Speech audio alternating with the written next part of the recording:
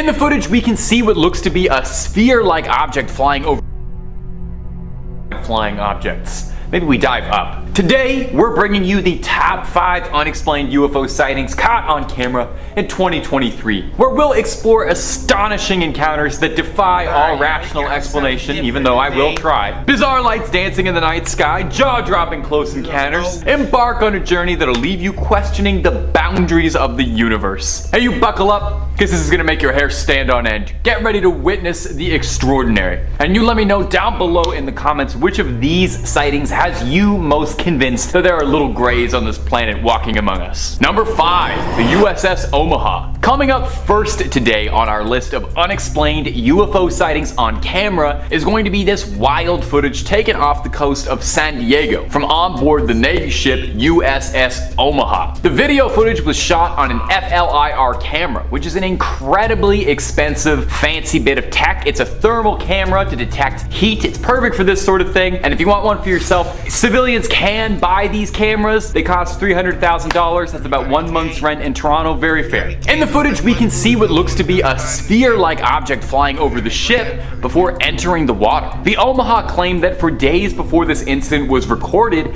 they were seeing drone-like objects flying around their ship that the crew had no knowledge of. This footage was taken from a crew member trying to ascertain what it was that they were dealing with. Now, there is some audio on the clip, and it's illuminating. When the object goes into the water, we hear the sailors say mark, bearing, and range, meaning that the sailors on the ship were making a note of the coordinates and location where it went in, suggesting that maybe a submarine was sent in to recover or discover whatever was going on in there. Did it even submerge in the water, or does it seem a bit too like the craft outright disappears going into the water? I wish so bad we could get some more angles on this, or a follow-up to be able to find out what this was. Until then, we just have this strange footage to go off of and what speculation we have at home. There's a wild conspiracy theory that I just found out recently and I love, and we'll mention it a few times in this video, about a secret UFO construction facility under the water. Maybe this drone was heading on home. Who knows? And if you're looking for way more conspiracy theories about really anything, aliens, Bigfoot, JFK, you name it, we got all of that and then some on Top 5 Scary. We really have a video on just about anything and everything you can think of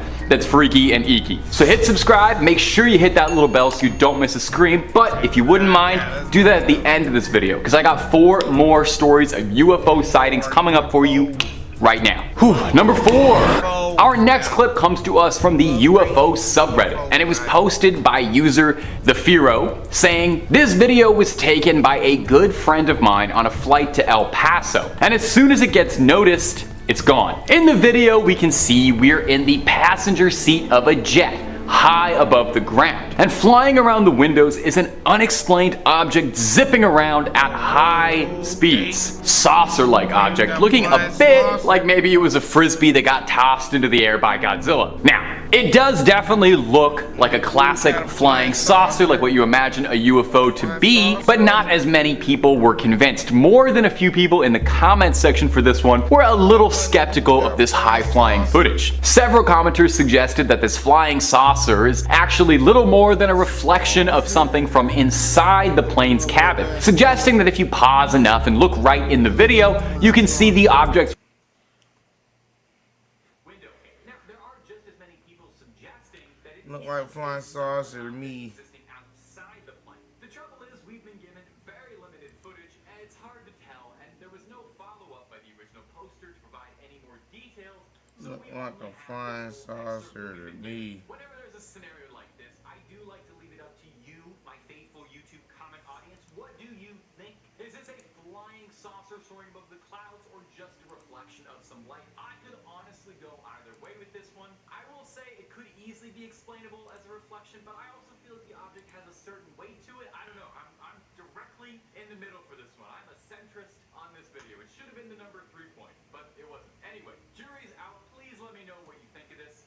So let's move on to number 3. Number 3, New Delhi. Coming up next is going to be this clip shared online with the caption, "A weird set of lights above New Delhi." Take a look-see. So in the clip, pretty clearly we can see, yeah, there's some strange lights going on in the night sky above New Delhi. There's a scattering of lights above the city's horizon. Now, immediately your first thought might be that it's drones, which is a reasonable assumption when it comes to UFO stuff. I feel like several videos that come out of little glowing lights dashing across the night sky usually end up being civilian drones. However, the original poster clarified that drones are illegal in India and aren't widespread at all for civilians. And on top of that, the area that's being filmed is said to be in the slums, where it's incredibly unlikely that anyone would have access to drones. The poster added this little bit of context with the video. I saw this today around 8 p.m. in New Delhi with a friend. It was massive. This cannot be a building, as there is no tall building in that direction, only slums with heights of about 4 to 5 floors. Yet this building looked as tall as the Burj Khalifa. There was a moderate wind going on. And I thought, if it's drones, why aren't they swaying? Not to forget, drones are illegal in India and especially in New Delhi. It looked massive in the sky. I wish the camera saw what my eyes could see. It could absolutely blew me away. I've been to drone shows, but this looked nothing like it. Any idea what this could be? Also, I agree. I wish our cameras did just capture exactly what our eyes saw. It would make all this UFO stuff so much easier. This cannot be a building, as there is no tall building in that direction, only slums with heights of about 4 to 5 floors. Yet this building looked as tall as the Burj Khalifa. There was a moderate wind going on, and I thought, if it's drones, why aren't they swaying? Not to forget, drones are illegal in India and especially in New Delhi. It looked massive in the sky. I wish the camera saw what my eyes could see. It could absolutely blew me away. I've been to drone shows, but this looked nothing like it. Any idea what this could be? Also, I agree. I wish our cameras did just capture exactly what our eyes saw. It would make all this UFO stuff so much easier. And also, I would finally get a nice picture of the moon to have on my phone. Now, some people in the comment section on this clip suggested that maybe it was a laser light show, but that's just speculation and nothing concrete. But one particularly good suggestion from a commenter that did make me laugh said that the original poster should have ran towards the lights to see what happens and investigate up close and personal, you know? Worst case, yeah, you get abducted, never see your friends, family, or home planet again, but you also would get the ride of a lifetime, and if you do survive to come back home, you get an amazing story to tell people. So live a little. Number 2, Garden Ridge. Our next offering for your entertainment, and I hope your amusement, is this short clip that was uploaded to YouTube pretty recently. UFO spotted over Garden Ridge, Texas. In this Welcome back, truth seekers. Flying object that looks a bit like a cocoon being propelled forward, or maybe even a beehive or something. The entity has no propulsion or trails behind it, which really doesn't explain how it's moving forward so fast. Some sort of anti-gravity manipulation technology that I don't understand. Is that too wild to speculate that an alien has that? Now, we've seen cocoon-like UFOs a few times doing these videos, actually. We saw them a bunch. I don't know if you remember, one of them turned out to be Mr. Peanut, but most of them are UFOs. I'd say after triangle UFOs or little light clusters, I'd probably see videos of little cocoon-like UFOs like this more than any other kind. So what are these cocoon-like UFOs that keep appearing, and why do they all look so similar? This lack of propulsion too is really puzzling me. Now, the original poster returned after the fact to add a little bit of clarity in the comments. He said the object was moving with the wind, not against it, so maybe it's possible it's something like a weather balloon that has been swept up in an air current. That's usually what most of these clips turn out to be. I would love to see a statistic on how many UFO sightings are actually weather balloons, because I suspect it's probably like 99%. Another commenter suggested that this could be an object heading towards Randolph Air Force Base, speculating that the UAP seen in this video could be a manned jetpack or a very tiny stealth craft of some kind, which would be pretty cool, or even some sort of new drone technology the US military is developing. Now, among other things though, the original uploader did admit and suggest that this really could just be a balloon moon, suggested that he thought it might be attached to a floral arrangement that somebody let go of. Hey, maybe an alien was picking up a last-minute Valentine's Day gift, or hey, maybe an alien had to apologize to someone, you know? Maybe a probing went wrong and a little flowers was the only thing that could smooth it over. I wonder if they'll keep that in the video.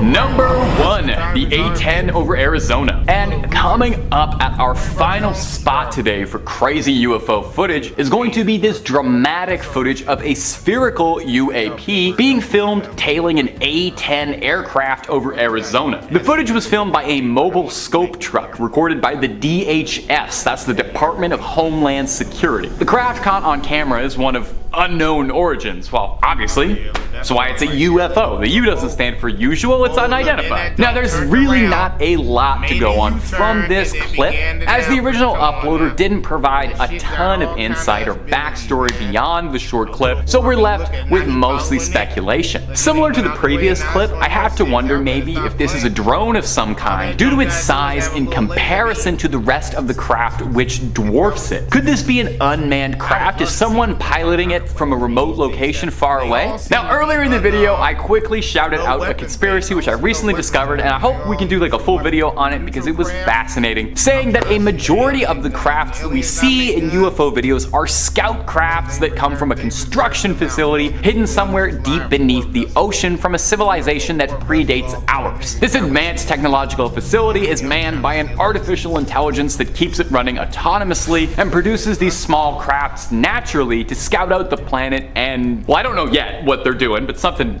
alien. Now, obviously, that is a very, very, very tinfoil hat theory. I got it from a less than reputable website, but it is a ton of fun to speculate on and would certainly make sense why there are so many sightings of these similar objects if they were all literally coming from the same factory line. And also, wouldn't that just be the nicest, I don't know, funniest little ironic cap to aliens if we're spending all our time looking up, but they've been below us the whole time? Anyway, something to think about. That's all she wrote for this one, my ghouls and goblins. Creep on, creeping on, and I'll see you in the next one, okay? Take it easy now. Lock the door behind him and listen to you screaming big as you die behind the door that he locked and behind and shit.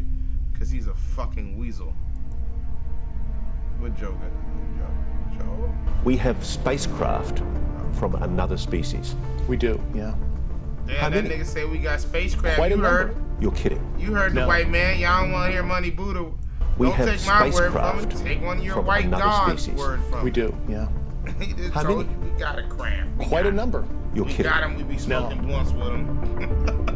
We fucking kicking it with these niggas. Amazing dog. We claims been from had a them former Jones. member of And the we just American don't tell you Intelligence all Services, because you David wouldn't hang Grush. out with us on He Saturday. says that we are If you not knew what type of alone. lying Aliens piece do of shit you exist, were. and they have Just keep all that visited shit Earth. wrapped up and make y'all The US think government the has world's hard a lot evidence, he smaller says, in the than what it form really of several fucking is. spacecraft, This shit is and even for keeps. alien bodies. Keeps. He claims the Not US for government has playing. been hiding all of this from the public as part of a sophisticated Well, you ain't got no disinformation sound. They campaign. trying to cut the Now, sound? for years, Why the those UFO claiming shit don't got these no strange sound? sightings were aliens. Why they don't want treated as y'all to hear the pranks and sound of this conspiracy shit? theorists. Now it appears they may have been right all along. You are saying to the human race, for the first time, an official intelligence representative at a high level from the US government is saying publicly, we are not alone. We're definitely not alone. We are definitely not alone. We knew we not alone. UFOs exist. If The you had U.S. to wait government till now to found know quite that, a you number wait. of them, and they are indeed of non-human origin. There it is. The whistleblower's shocking new claims about our country's research into UFOs. The bombshell claim about UFOs. A former U.S. intelligence official and Air Force veteran claims a top secret program is withholding evidence of alien spacecraft. David Grush. Boy, I told you. Let's find out I who told he is you. and what his They be credentials up were. there, He's a boy. decorated veteran. He's described as Y'all just beyond don't wanna reproach. understand It's that not just part. him, it's You multiple think them intelligence UFOs officials ain't up who there have fooling reported around on watching this y'all dumbasses to slide off that Congress. cliff He like essentially fucking idiots. said that they are illegally hiding it from They Congress. go up there 'cause they got And they the are technology illegally and hiding shit it from to the go American people, but crawl they over. have off-world craft in possession. We have spacecraft from another species. We do, yeah. We do. Yeah, How many? we do. You saw that Quite a straight number. face. Come on. You're the species. Y'all know when the Off-world white man craft lying in and when he ain't possession. lying. We have That spacecraft nigga straight face from said, yeah, another white man species. straight face. We do, yeah. Straight face. How we many do, yeah. spacecraft We do. from another Like, species? is there a Walmart We down do, the street? yeah. Yes, there is. How many? Quite a number. You're kidding. Quite a number No. of them. I thought it was totally nuts, and I thought at first I was being deceived. It was a ruse. People started Come on, look, confiding in there me. he They is. approached. Pause. There he is, inside his military uniform. Once again, like Admiral Byrd and all the other high-level UFO people who seen this shit, you gonna say he tripping? You gonna say he's smoking dope? He's a fucking Air Force motherfucking goddamn pilot? You gonna say he's high on marijuana? Get the fuck out of here. Me. I have plenty of current former senior intelligence officers that came to me, many of which I knew almost my whole career, that confided in me they were a part of a program. They named the program. I've never heard of it. And they told me, based on their oral testimony, and they provided me documents and other proof. If you're right, if you're telling us the truth, everyone, the entire American public has been lied to for decades. Yeah, there's a sophisticated disinformation campaign targeting the U.S. populace, which is extremely unethical and immoral. Do we have bodies? Do we have species? Whoa, well, what the fuck kind of alien autopsy? Come on now, the third kind. What kind of other fourth kind shit is this? Come on now, that alien autopsy. Come on now, that's Roswell, man. They done cut the bodies. Not only do we got motherfucking craft, we actually got bodies. We got extraterrestrial bodies that they put in the beaker like they show y'all in the movies, where now they got it in the suspended liquid and shit because it's dead, but they naturally, when you recover something that's either landed or crashed, in there, and they show you that in all the movies, you encounter start shooting that shit dead up pilots. and then breaking all the glasses in believe the it or bio not, lab as and releasing all the fucking fantastical as that mutants and sounds, shit because they've been trying to re-engineer it's true. the DNA to make another kind of humanoid creature, mad scientist type shit, and that's why you're down there fighting that mission. That's what your mission is to shut down the laboratory and plant the C4 explosives in the key regions of the laboratory, detonate the laboratory so that they can't release these damn abominations. Come on now, I know y'all didn't play that game mode. Does that game mode sound familiar to you? If I may start with you, very simply, what do you make of David Grush's down there and they in that green motherfucking shit in the cylinder, in the green cylinder with the green fluid. Come on now, sitting there floating and shit, and they be all strange different ones with different numbers on each one of the cylinders.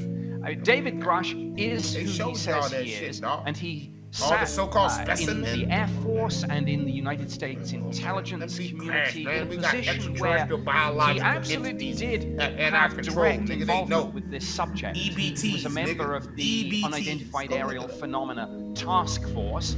But at the moment, while these claims are absolutely sensational and really fascinating, they are not yet validated. And that validation, I think, will have to come from the United States Congress, which is pressing the U.S. government. You think Congress on gonna this do that? issue anyway. You see the nonsense? So David Grush's you hear the rhetoric that they're telling you all. They telling you all the establishment is going to have to tell you. You all know for sure the establishment ain't going to tell you shit.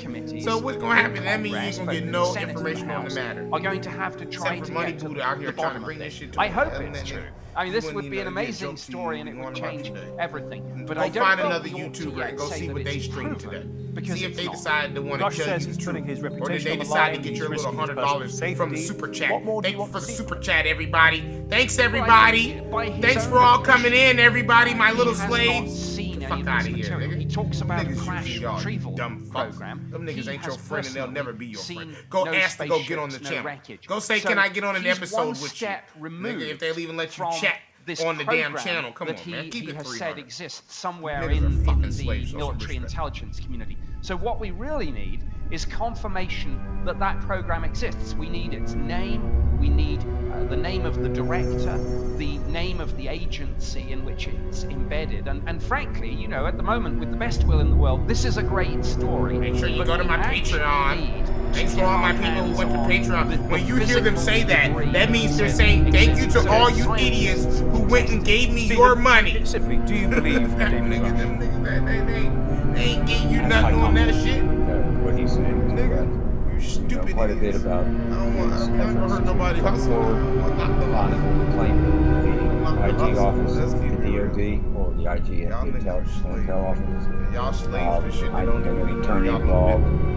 He's been trying to come forward for some time, but he has been patient to a degree. But ultimately, he had to get arrested because he was getting death threats. We're all Rainbow Land. We're all within hugging government, hands. still Everyone's there having a people great time in like Astro that. World, This burning is in one of the hell, reasons why waiting in recent line all the legislation goddamn time. in Get the out of here. Senate, Ain't got them which was niggas ain't having no eventually good signed time. by the Don't let president, these fake called women for more and these protection fake for videos lie to witnesses, you all, acting like they including having such a a great paragraph damn indicating motherfucking time. that Show they them can sue 8 the o'clock, government. 9 Now, that o'clock was at night taken when they out gotta of wipe all that makeup off legislation before and it was how signed by the hideous president. that We makeup have do been to their heading skin and towards aged hearings, them and how most alone likely, they look. hopefully, in the Senate You know what I mean? Stop showing them at Intelligence Friday night when there's chaired by a Mark cackle of them. Warner. They're all in their little There are a number of gang. witnesses, They're all well ganged over up a with their dozen, titties more out. who have been You know what I interviewed by mean? Arrow, Looking like a who little, have I been mean, looking like a little interviewed sex by pit. members of staff. Yeah, I mean, of course And they get he might well disrespected. have been one of those witnesses. Show them all the other times. But Show he them has on a jumped the Monday gun, morning. you might say. These weak ass fucking He empty lost whores. patience and was concerned Fuck for outta safety. here, man. Show And some so he respect. went public with the assistance of journalists Leslie Yes, Kane and Ralph Blumenthal.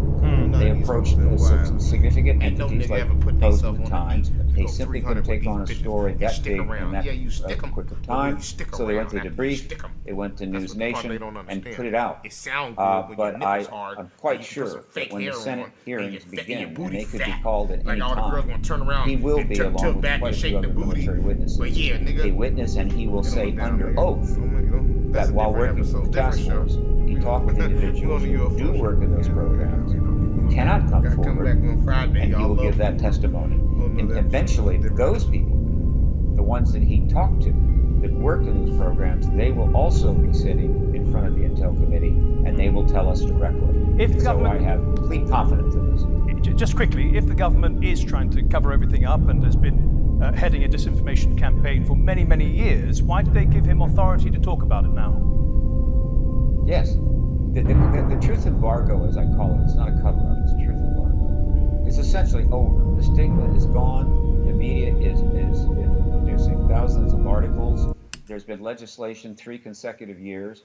The truth embargo on the ET presence is essentially coming to an end. I expect hearings very soon, and I expect the President of the United States to confirm to the American people and the world that we are engaged with non-human intelligence, or extraterrestrials, whatever you want to call them. That should happen this summer. David Grush has played a role.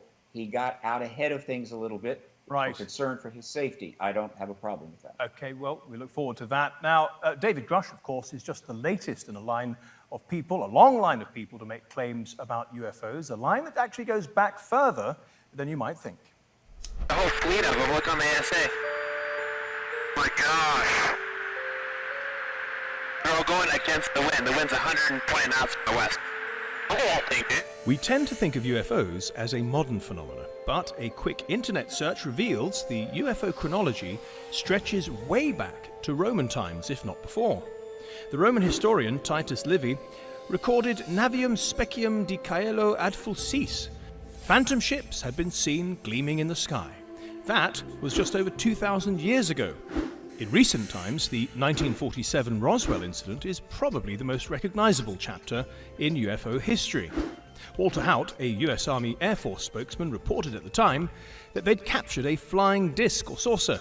But hours later, the Army announced it was actually a crashed weather balloon. Really? It was a saucer. A flying saucer? The term flying saucer was overtaken 6 years later in 1953 by the official US Air Force term UFO, unidentified flying object. The US military now wants us to call UFOs UAPs, unidentified aerial phenomena. But given how much we love sci-fi movies, UFO is still king.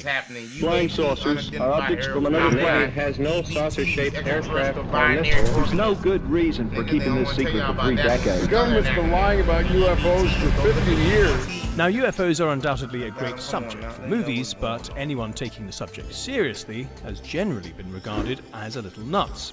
Take the brilliant Bob Lazar, who used to work at Area 51 and first brought his revelations to the public in the 1980s. Here he is in a much more modern setting with Joe Rogan. I went into the hangar door, and in the hangar door was the disc, the flying saucer that I worked on.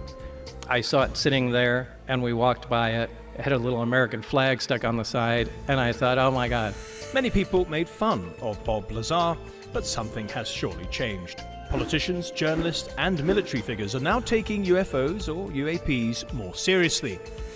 The trigger for this change came in 2017 when the New York Times ran a story about US Navy pilots encountering something they'd never seen before. Dude, do you see that thing down there? And we saw this little white tic-tac looking object, and it's just kind of moving above the whitewater area.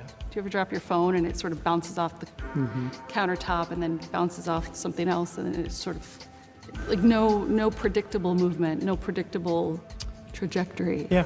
Such stunning reports are forcing change. As of 2021, Congress has required the Pentagon to provide regular UFO or UAP updates. The following year, Congress held public hearings looking into UFOs for the first time in 50 years. The department is fully committed to the principle of openness and accountability to the American people.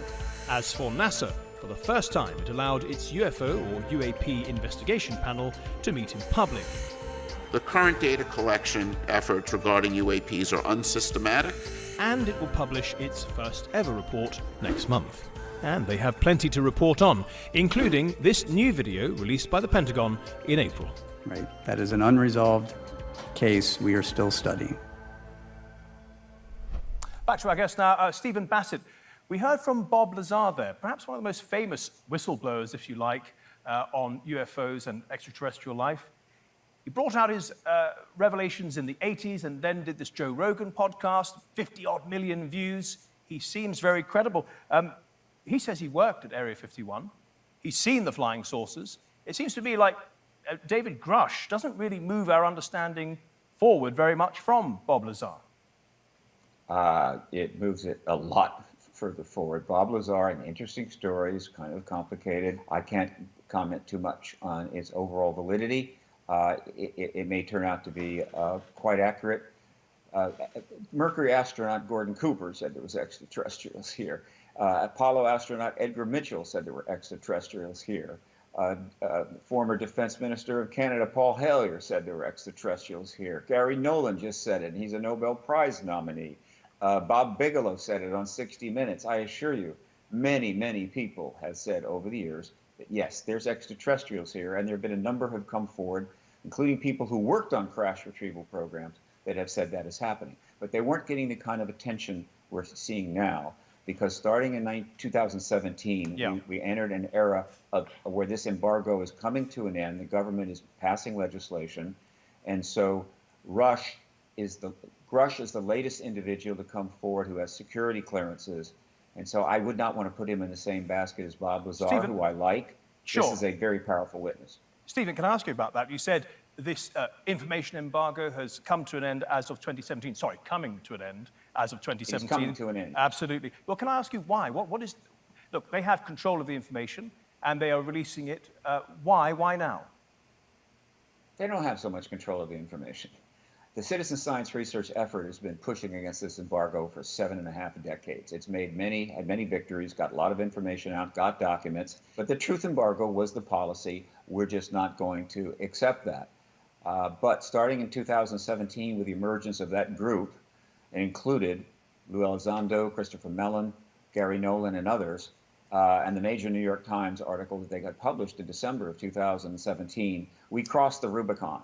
Since then, those in government that want to see this embargo ended are moving forward. They are taking center stage. They are getting everything done. They're setting up entities at the Pentagon. NASA has jumped in. All things come to an end. The truth embargo, it's amazing it lasted 76 years as we entered that age of the internet and social media, podcasts, and all kinds of citizen journalism. It's collapsing, and they know it, and therefore they're trying to get ahead of this in a proper way, hold hearings so the president can confirm the ET presence in a relatively nonpartisan manner. So just briefly then, Stephen, are you saying that if it were not for pressure groups and investigative journalists, the government and private enterprise would not have revealed any of this? The citizen science effort has done a great deal, but there's always been people within government that felt the policy should end.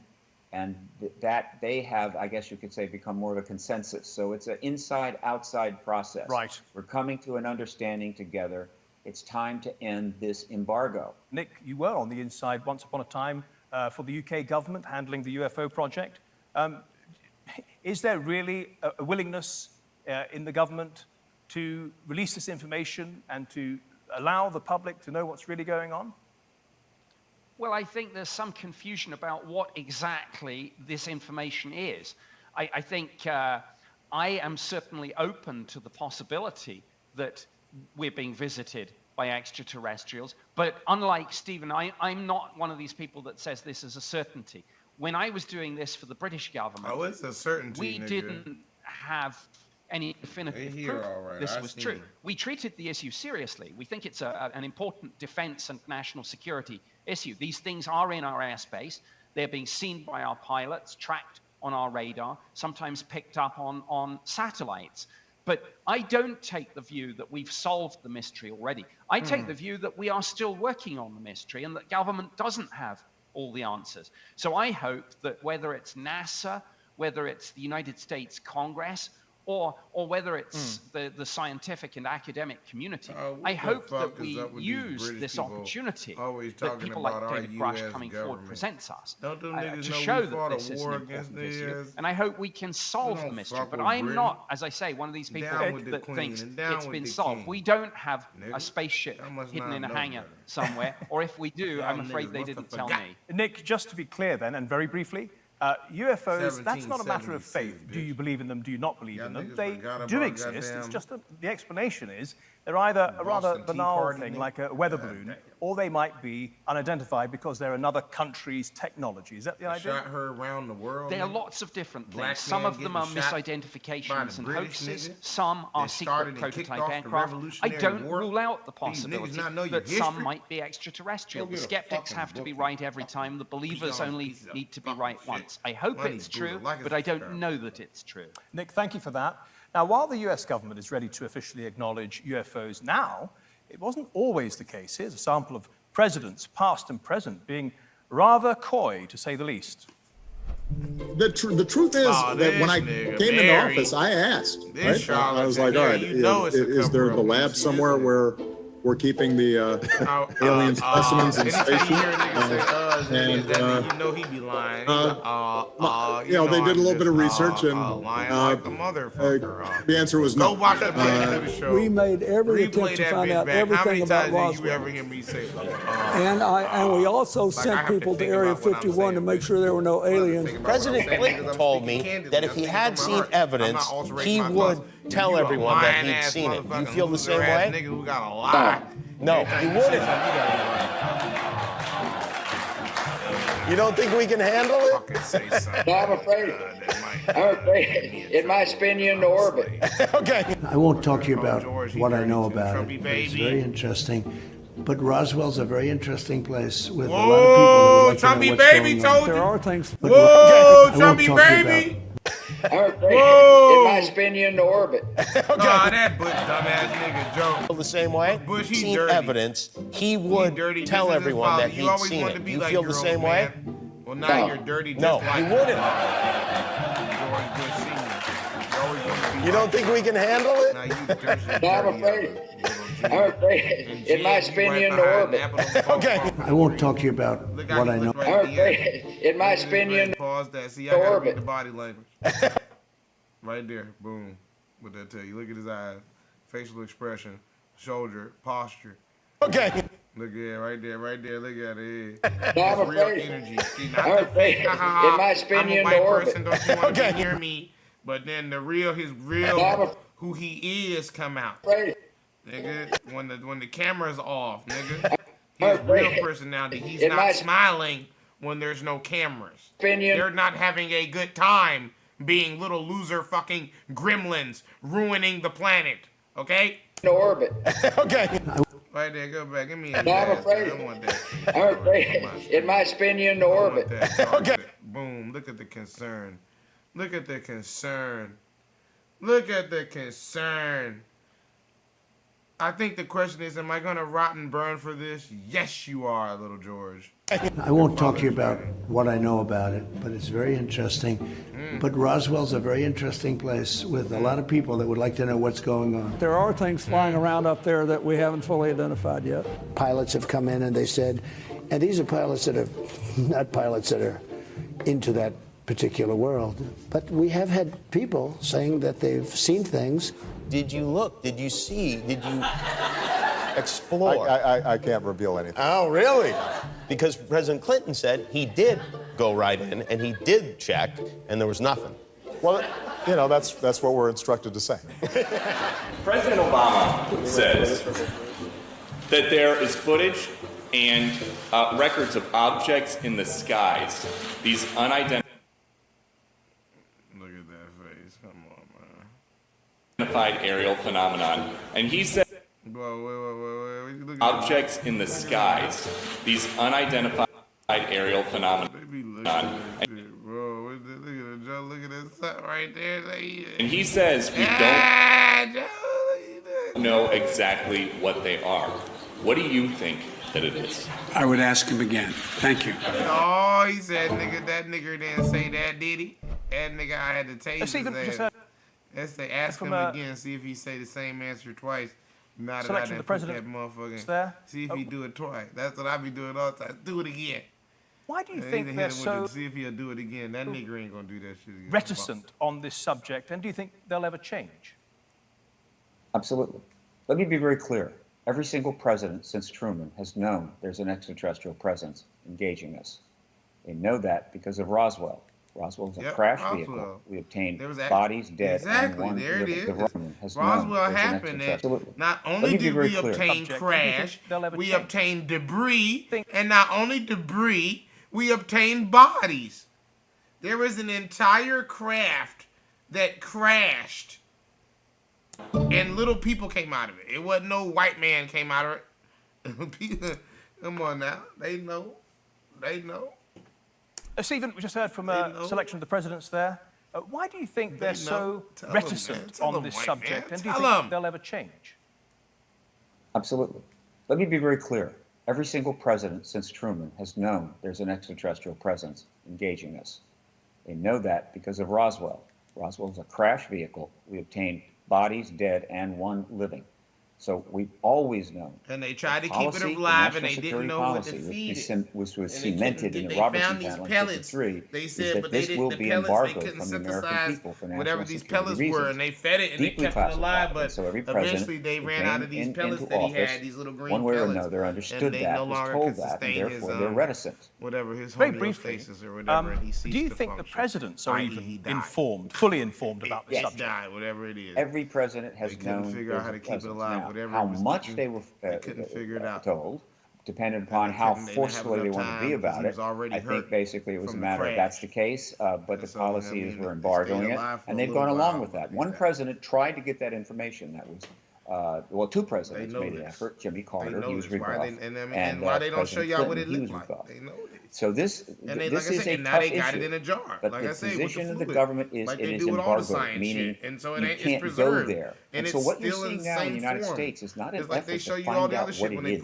What you're seeing is setting up the staging so that they can, in a responsible way, finally end this long-term lie or long-term disinformation and inform the people, the American people, the truth. It's counterintuitive. I understand people are confused. Why are they doing this if they already know? It's public relations. I call it a public relations-driven extrication. When you have been lying for 73 years and now you have to tell the world, oops, actually we do have contact. There are crash vehicles. It's awkward. And so they're trying to do it in a responsible, open way so that people will be more generous with the government when they finally learn you've been lying to us all along. Nick, do you think the presidents really know what's going on, or do you think that private enterprise and some sort of deep state is keeping it from them? I'm sure every president is briefed about this, and some ask about it. But I suspect the answer is not, we have a spaceship in a hangar. It's, yes, there's a mystery here, and we're working on it. But I think a question about this is something that often comes up on a chat show, and it's probably more interesting than being asked about tax or crime or war. So presidents probably quite like it. Nick, thank you. Well, from presidents to the man on the street, everyone has a view on aliens. In fact, ordinary people tend to give the most extraordinary answers. A US military whistleblower has said that the US government has in its possession alien spacecraft and bodies of the alien pilots. What do you make of that whistleblower's claims? I think you'll have to have physical evidence to support it. That's what and then I can believe it. I find it a bit hard to believe, to be honest with you. I think it's all a bit far-fetched, but I mean, that's just my opinion. I mean, I can't prove otherwise. Why would we be alone? Yes. That's it. Why would we be alone? Do you think governments might hide from their populations that aliens and UFOs exist? Yeah. And if so, why? Because I don't think the public would know how to take it. But if it was me, I wouldn't mind. I wouldn't mind seeing a green thing. Why not? Area 51. They've been talking about that since I was a boy. You know, Area 51. And you think all this time, all these UFOs, all this stuff, not a scrap, not a pinpoint of any kind of alien material, nothing. I'd love it to be UFOs. I'd give somebody my cat and go with them. Nick, a very fun selection from the British public there. Some believe in extraterrestrial life, others want to see evidence. Let me ask you, Nick, if there is extraterrestrial life out there, even perhaps on Earth, what are the implications for the human race? Well, the question of whether we're alone or not in the universe and whether we're being visited, that's one of the biggest and most profound questions we can ask. And if we get an answer, yes, it will impact every aspect of society, every aspect of our lives, politics, religion, science, the economy, technology, and much more besides. For you, Stephen, it's not a matter of if it is out there. So what does that mean? When are we going to have the breakthrough, and what will it mean for the human race? I believe we'll get a confirmation this summer. That confirmation is what I call disclosure with a capital D, formal acknowledgement by heads of state. It will be the most profound event in human history, and we will enter what I call the post-disclosure world. We may even have open contact in a year or two after that. That's about as interesting as it gets. And the answer to the question, what and how will we deal with that in the post-disclosure world, will fill 20, 30, 40,000 books. So I'm afraid it's not enough time to quite go into detail, but let's say it will be interesting and exciting, and I am just fortunate enough, I lived long enough to see it happen. Stephen, if and when it does happen, please come back and spend a little more time with us on the next. It's much appreciated. Stephen Bassett, Nick Pope, thank you so much, and thank you at home and on your phones for watching. If you want to see this episode or any of our previous episodes, do go to our channel on YouTube. Type in Nexus TRT World. You know what I mean? Till next week then, goodbye. We have the writings, ancient text that's written in that stone that's in these temples that they don't let y'all see. They're not showing y'all all the writings. They show y'all there's a few temples, show you a few ones that they've designated kosher for you all to see, but they're not showing you all the temples. I've seen a few that I know they haven't showed y'all. I seen one where the dude opened it up and all you saw was black people on the walls. Everywhere. I'm talking real black people. So come on now. So I'm telling you, like, so they not, where's that picture at? Where's that research? What happened to that place in that room? It doesn't exist? No, it exists. They got plenty of things that, you know what I mean, that they're not motherfucking goddamn. What are you doing, Reed? Get up and go to sleep or something. Oh. You know what I mean? And you know that they're motherfucking not giving y'all the information to, just so y'all know. Fun fact. I'm over here babysitting. So if y'all hear me screaming, that's because I'm babysitting.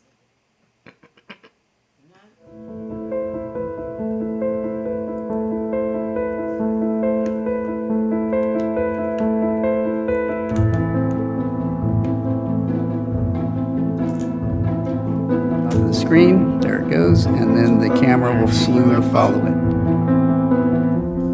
See it pop in and out of the field of view there. This is essentially all of the data we have associated with this event from some years ago.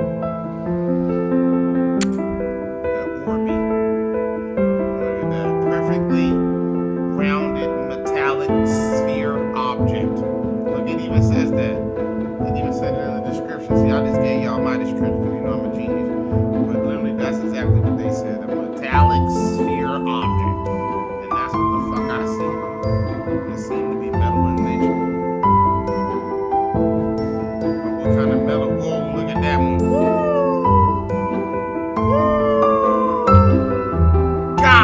Damn. Do you not know how fast that is? That gotta been, he went like 30,000 miles an hour. The nigga, look at this shit. What is it, he had to go on Mach 80. You know what I mean? Mach 1000, nigga. Light speed, nigga. That's light speed, nigga. Y'all finally seen, look, they can go light speed. Woo! Look at it. What did he do? It like stretched itself. Look at how it bent reality. That jump went from being a sphere to almost elongated, just like they show you in the movies where you go so fast like that, your whole, everything gets stretched out. It turned into an oval. And then that thing said, pew!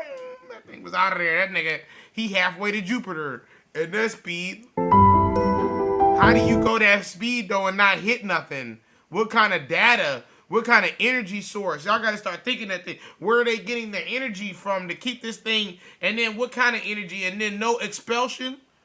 No expulsion. We see zero exhaustion. Come on now. Think about these things. This is the things y'all supposed to be using y'all brain. They don't even let y'all think this way. That's why I'm bringing this to y'all attention, man. Start thinking this way. Stop. And don't say no stupid shit either. Don't, you know what I mean? Use some real time. Really open up your mind through to the cosmic mind and try to draw out a real inspirational thought that can be utilized for this moment such as now, nigga. And try to fathom what the fuck is going on with this thing right here. Come on. Money Buddha. And that's why they don't want you to have it previewed. Because if we can see enough of these things, we might kind of get a little, you know what I mean, general, we get to see what's going on. This is the first time we ever seen a damn object go warp speed. If after we see a few of them, we can start to see, okay, clearly it has to stand still for a second. It can't, it just don't just, it look like it got to wind that motherfucker up just like in the movies. And then that motherfucker, you know what I mean, God, dog, he gone though. Whatever it is, he gone. That nigga, it's like the leftover of him. Look at it. See, look, it's starting to morph right there. Look, now you see elongate. You see that we starting to see some kind of stretching of the object. Boom, look at that right there. Woo! All right, I'm doing my technique. What is that right there? What we got going on right here? It's doing something. Something's happening. It's almost just like in the... Oh, wow. Is it really just like in the movies? They telling y'all because... Oh, they showing y'all in the movies because they in contact with the UFOs and they told y'all. It's just like when they go warp speed on Star Trek. That joint, everybody got stand still. Then what's his name? He turned on the quantum warp drive. They got to get the quantum setting or wherever they going to go. And then and then everything start getting real stretchy. Everything get real stretchy. And then every little piece of them, just like on Star Wars... It starts to like warp, they warp out into wherever. So that's, look, that part of it's already now begun the warp stage. This part has not completed the warp stage. You understand? The whole object, you know what I mean? Remember, it was a circular object. Now, look at right now in this picture, we're looking at motherfucking eight, maybe what? Let's say 80%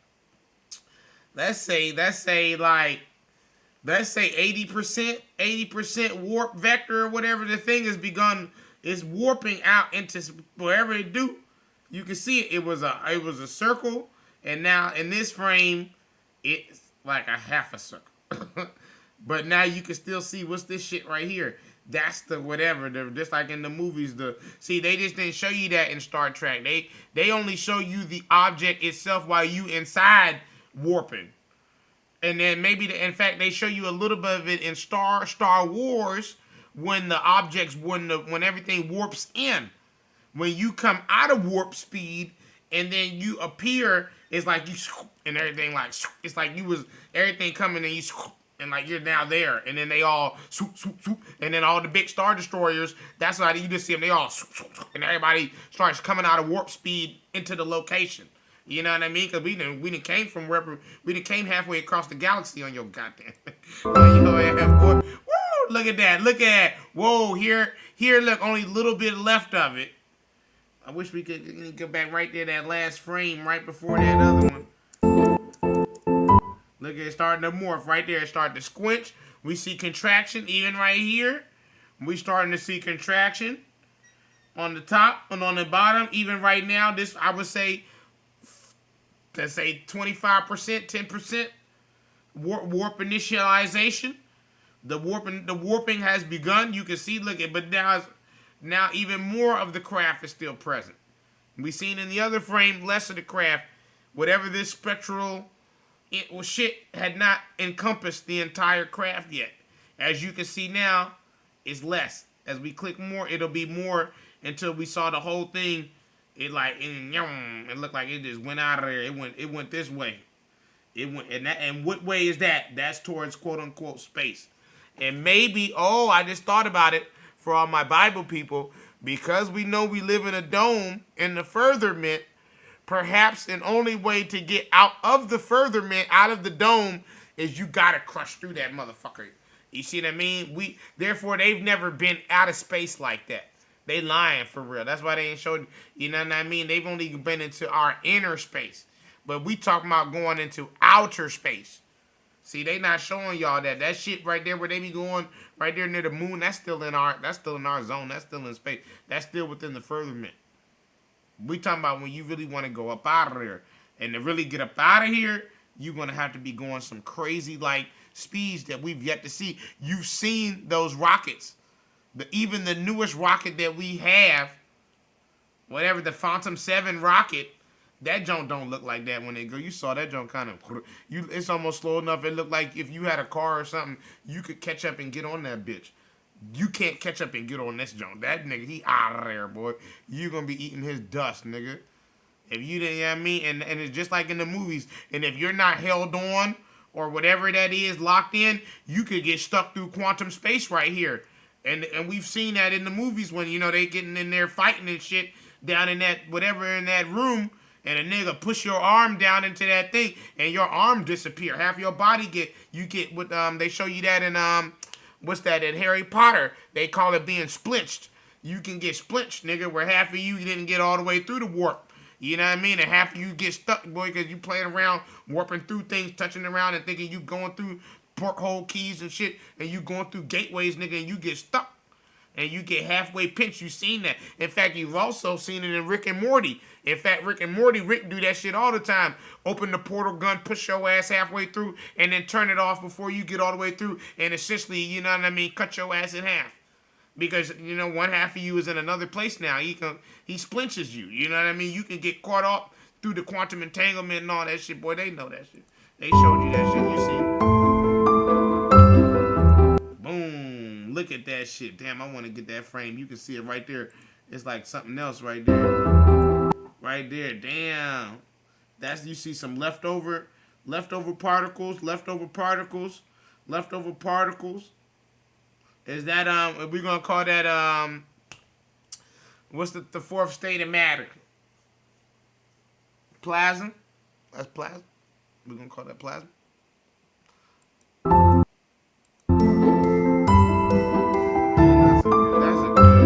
That's a first ever warp speed. Or did he go down? Hold on now. Looked like he went down. He went to the left. Upon further analysis, we thought he was going right. He looked like he go to the left. See, look, boom, he went to the left. He really going this way. He going this way.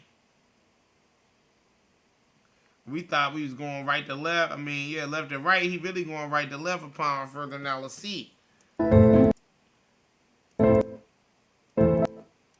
Yeah, see, he going down. He went actually down. So is he going down into the water? The USC? I told you there ain't nothing up there. Remember, the UFOs live down in the water. That's why they keep catching them. Down by the water, that damn submarine was down by the water. The UFO hit that nigga. They down there fucking with Atlantis and shit. Yeah, that was plasma. From going so fast, it created a plasma burst. From the leftover charged ionic particles. See, that's what I'm saying, dog. We know a little bit about science now. If they're operating in our reality, they gotta operate underneath our science. It's another level of science that they probably know about that we just not privy. It's like how you got algebra 1, algebra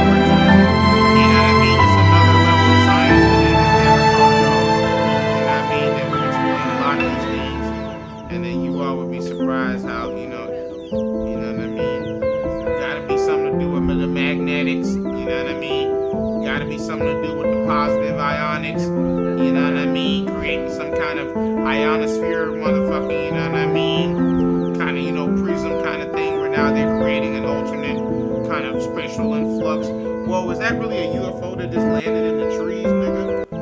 What kind of? There's really aliens every time. I mean, my whole life I know. But every time it just hits me, it's like it's something that is. That's really a UFO, you all. From what? From where? From what? That's what I'm saying. Shame on them for not giving us information on this shit. There really is actually extraterrestrial craft that's landing and interacting and we don't know nothing about this shit. They got y'all eating plastic. They put plastic in the food. They talking about they cloning the meat. They got time to clone the meat, but you got some kind of triangle craft. I mean, look how amazing this looks. Look how amazing this looks. Right in them trees, too.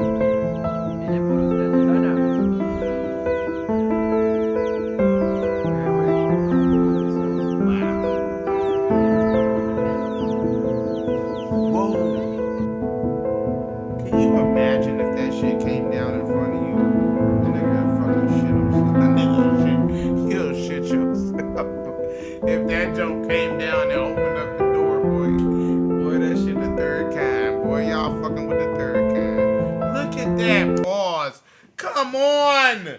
That's a damn extra. What you really doing, Ree? I'm sleeping. Then go to your room, because I ain't got no time for you having no fucking seizure falling out on me. Then get out of here, man. This shit crazy. This shit. No, this shit ain't no time for that shit. Go lay your ass down. Something wrong with you. Yeah, You got issues. Yeah. I want to wrap it up, but you looking stupid. I ain't even doing nothing. I ain't on to you. You are. Time to go. Damn. Wrap it up. Stop talking so loud. Remember that. Shit crazy. Damn, something wrong with you. You gotta take care of your elderly people because this shit crazy. They starting to get dementia. You got they're starting to get the onset of damn dementia and shit. This shit crazy, man. I'm sorry, man. I'm trying to fucking goddamn fucking hit the stream belt. This bitch over here passing out and shit, bitch, all in my damn bed. Ain't nobody got time for you to be get the fuck out of my damn shit.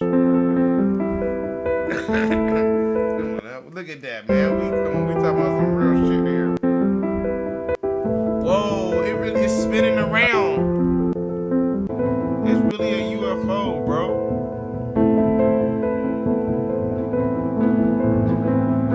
Wow, what is it? Look at the lights. It really got lights. You know how they always say they be seeing lights on the top of that shit? You can see the lights right there. It's like 4 lights. Is that what make it be able to fly? No, they got UFOs out here, bro. Let's just take a moment. Take a moment and just let that marinate.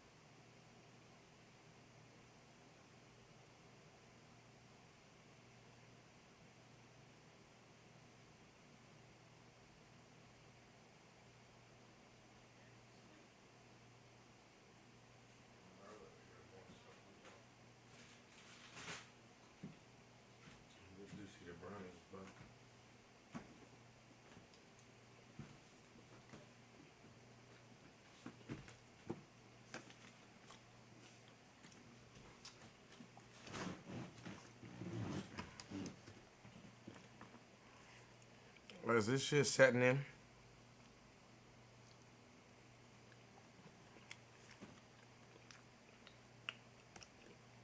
This might be the best UFO footage I've seen in a long time.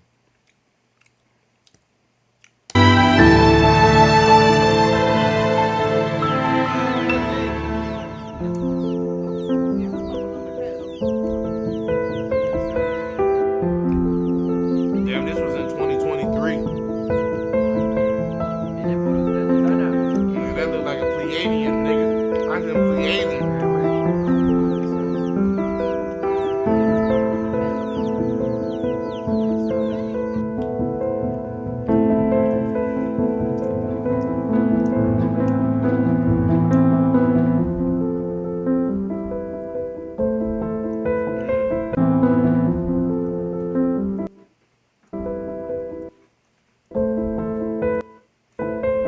Whatever that shit is must be heavy. They coming down slow.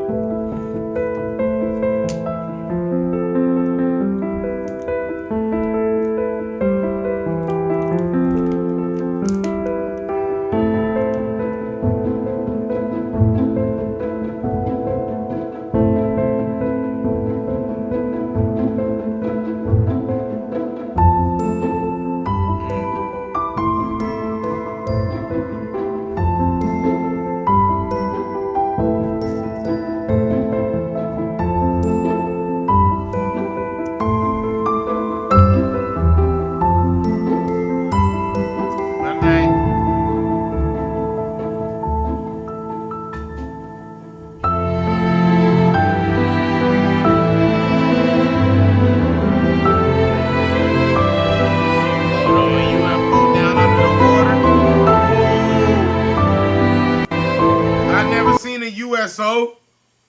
I've only heard of them. Wow.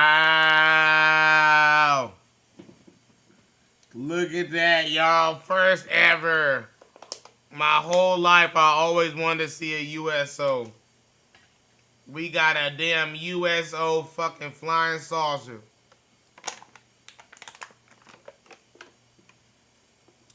And do you also know how hard it is to move that speed underwater? By the way, I remember somebody doing the science on it. Moving that kind of speed in the air, that's kind of easy. But to move the speeds that they're going underwater, the front of this, the lip of this thing would it would bend. It would bend just like that goddamn ship. And the depths of the ocean that they're in. Remember that Titanic vessel thing just exploded down here, allegedly. But like I said, you see what's down here. We got UFO extraterrestrial craft in the bottom of the ocean. So how do we know what happened to them? How do we know? Come on now. We know J.P. Morgan and all them niggas killed all them people. Come on now. Come on now.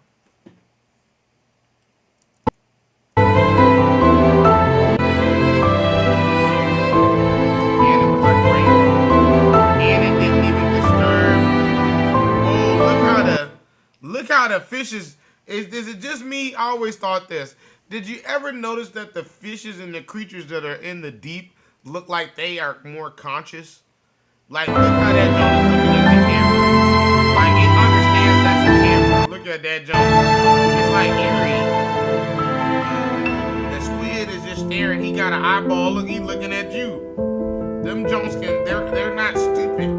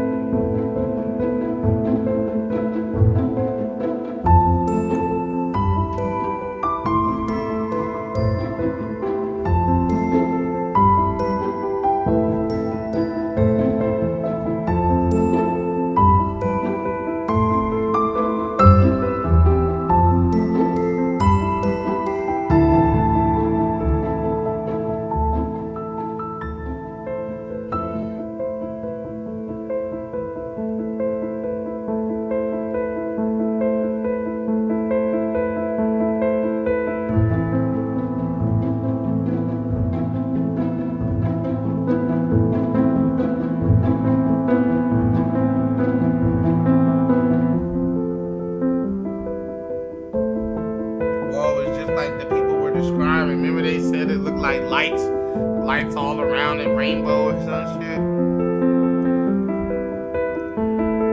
Damn, look at that, another giant crab.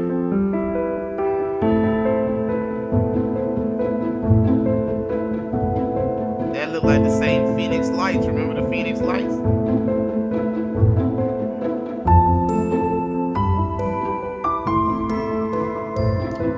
Wow, that was a good one. What else he got? This nigga do his thing.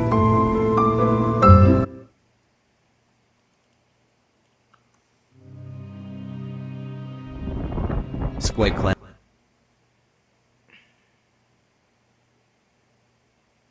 Damn, only that much after from one video to UFOs?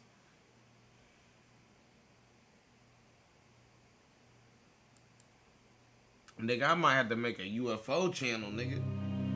That nigga got 200-something subscribers. Square clouds have been recorded over the USA.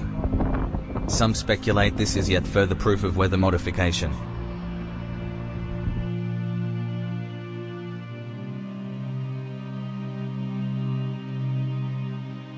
What the uploader describes as vessels passing through his house.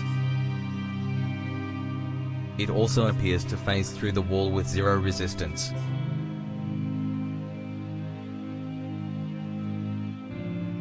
Metallic sphere UFO captured over conflict zone over Iraq.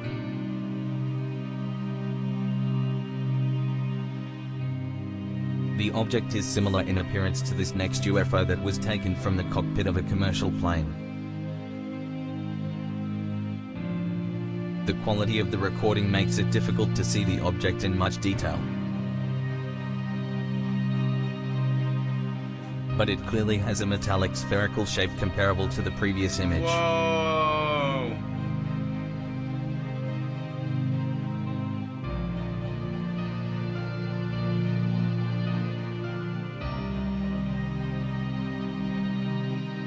No UFOs here, but some amazing footage of what it's like to fly a plane through a snowstorm.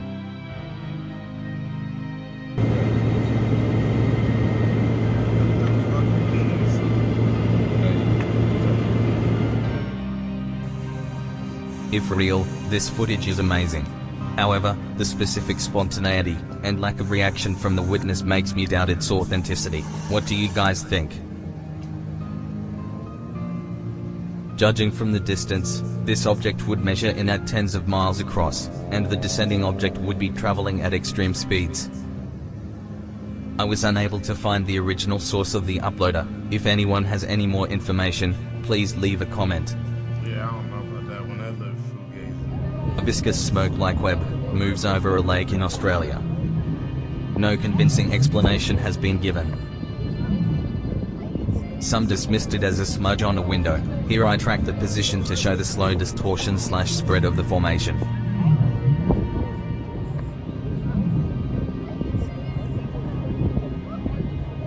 What the fuck is that? A classic flying saucer-shaped object was recorded above Tijuana.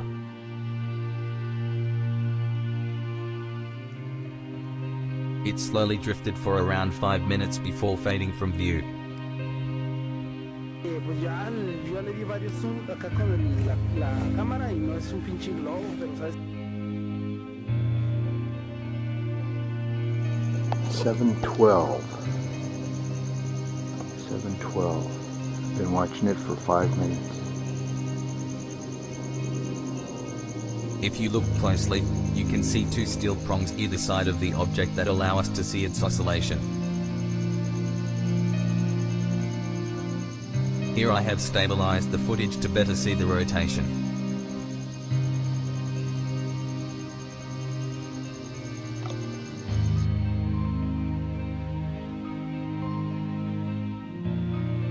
Three UFOs changing formation next to a plane. One is virtually touching the tail of the plane before breaking off, and making a beeline towards the east.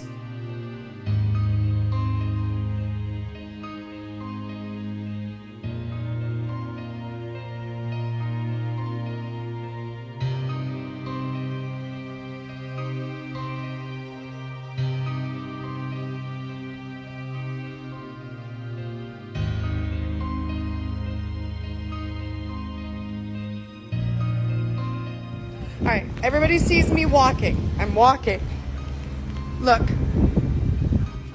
Some referred to what we see here as a glitch in the Matrix. Is it moving? It's not moving.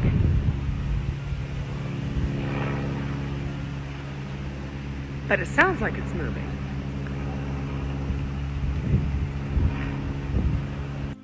What's actually occurring is the plane has met a headwind that is greater than its stall speed, which gives the illusion of a plane frozen in time. If the speed of the wind is great enough, moving backwards is also possible.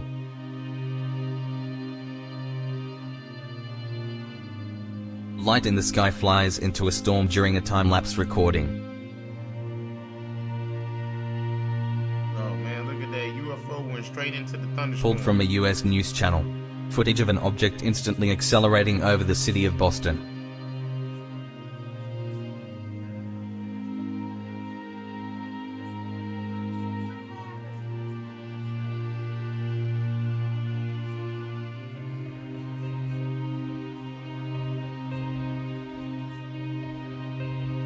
Dismissed by some to be a camera glitch that caused the stream to freeze. The explanation was quickly debunked by the uploader, who shows us here that the rest of the world is still in motion whilst the UFO is paused.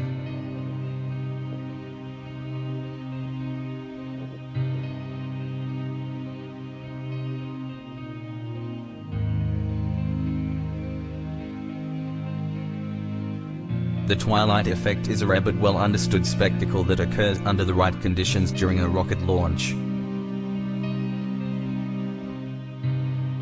The spirals are formed by the cold gas thrusters used to steer the rocket. The phenomenon has been well documented across the web.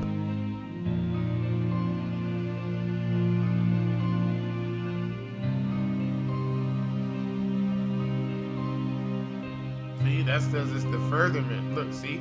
Not a UFO, but I wanted to share some great footage of the B-2 stealth bomber.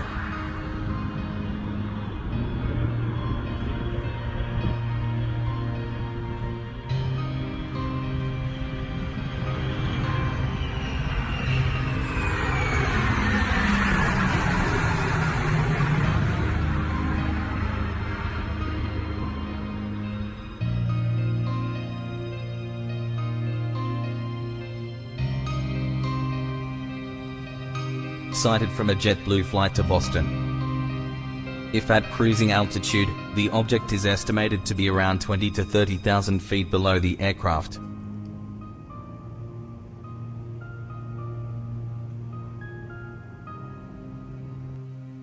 Close to maximum zoom is needed to even pick it up.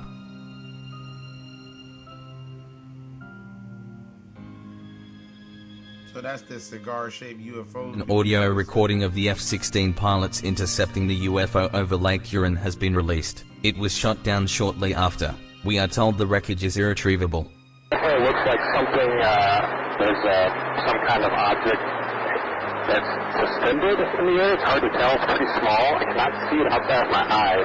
Targeting pod, you can see something. I can't tell if it's metallic or what. And there's, I can see like lines coming down below, but I can't see anything below it. Looking outside, it's kind of like a blackish, I'm going to call it like a container.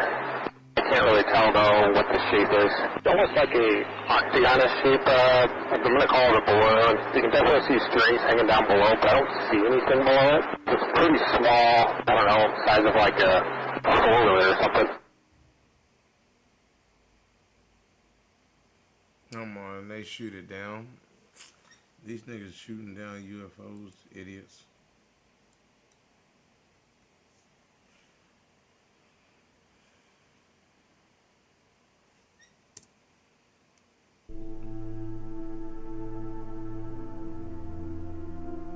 Recorded from a doorbell camera, 3 lights float over Sunrise, Florida as more or less an equilateral triangle before separating.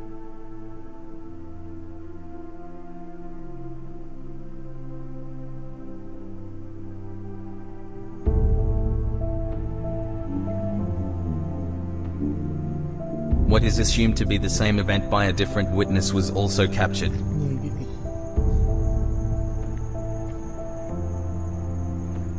You cannot tell me. By speeding the footage up, the synced and fluid motion between the objects becomes even more apparent. It almost looks as if they are attached together in some way. They make an almost perfect rotation as one. Very interesting.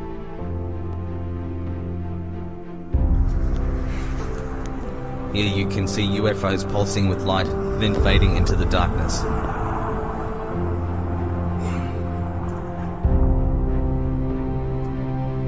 That's moving so fast.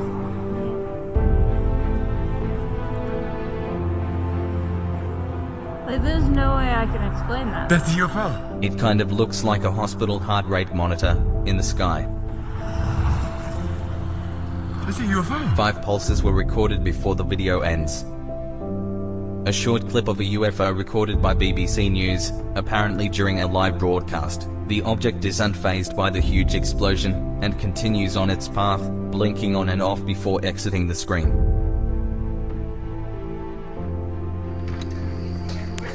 One HD double. Not a UFO, but a very bizarre aerial phenomenon. If you look close, you can see an oddly shaped pyramid-looking cloud in amongst this mega lightning storm. Right now. Is it? Shoot it, shoot it. Oh, look, look, right there. Look, look, look, look, look. Look at the way it looks. Look.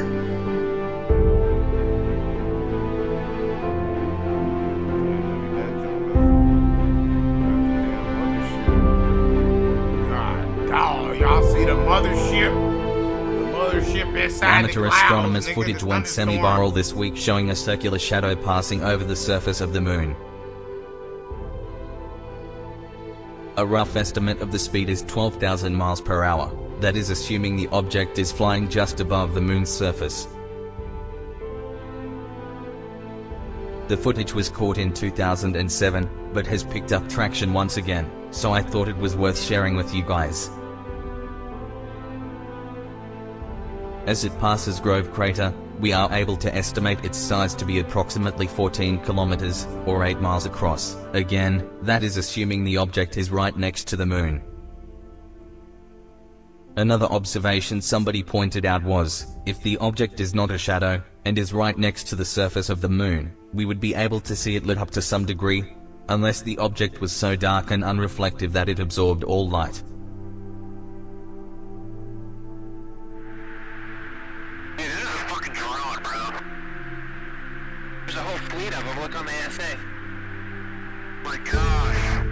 Footage of what I'm sure fooled many this month was widely shared across many UFO online spaces. Wow, thanks to the expertise of a few eagle-eyed UFO footage veterans, this video has been debunked as a CG layer map placed over the gimbal UFO footage from 2020. There's a whole fleet of them. Look on the ASA. My gosh. By placing the videos on top of one another, you can see everything lines up apart from the object. Some interesting arguments were also made claiming this was the gimbal UFO footage, just converted to daylight. However, the II indicator is still present during this daytime footage, when it should read EO when regular. See, I was wondering why I had them little probes. If you've liked what you have seen thus far, consider subscribing to my second channel, where I upload a best UFOs of the week video, along with shorts, and occasional other UFO vids. Link in the description. Also, leaving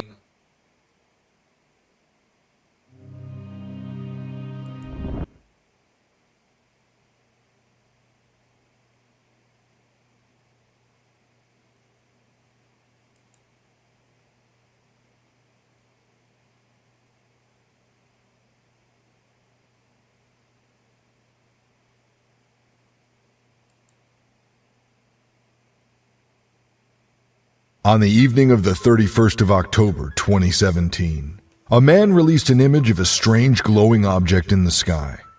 He was out with his 2 children in a small neighborhood in Tallahassee, Florida, trick-or-treating, when he took a photograph on his phone and posted it on a small community WhatsApp group.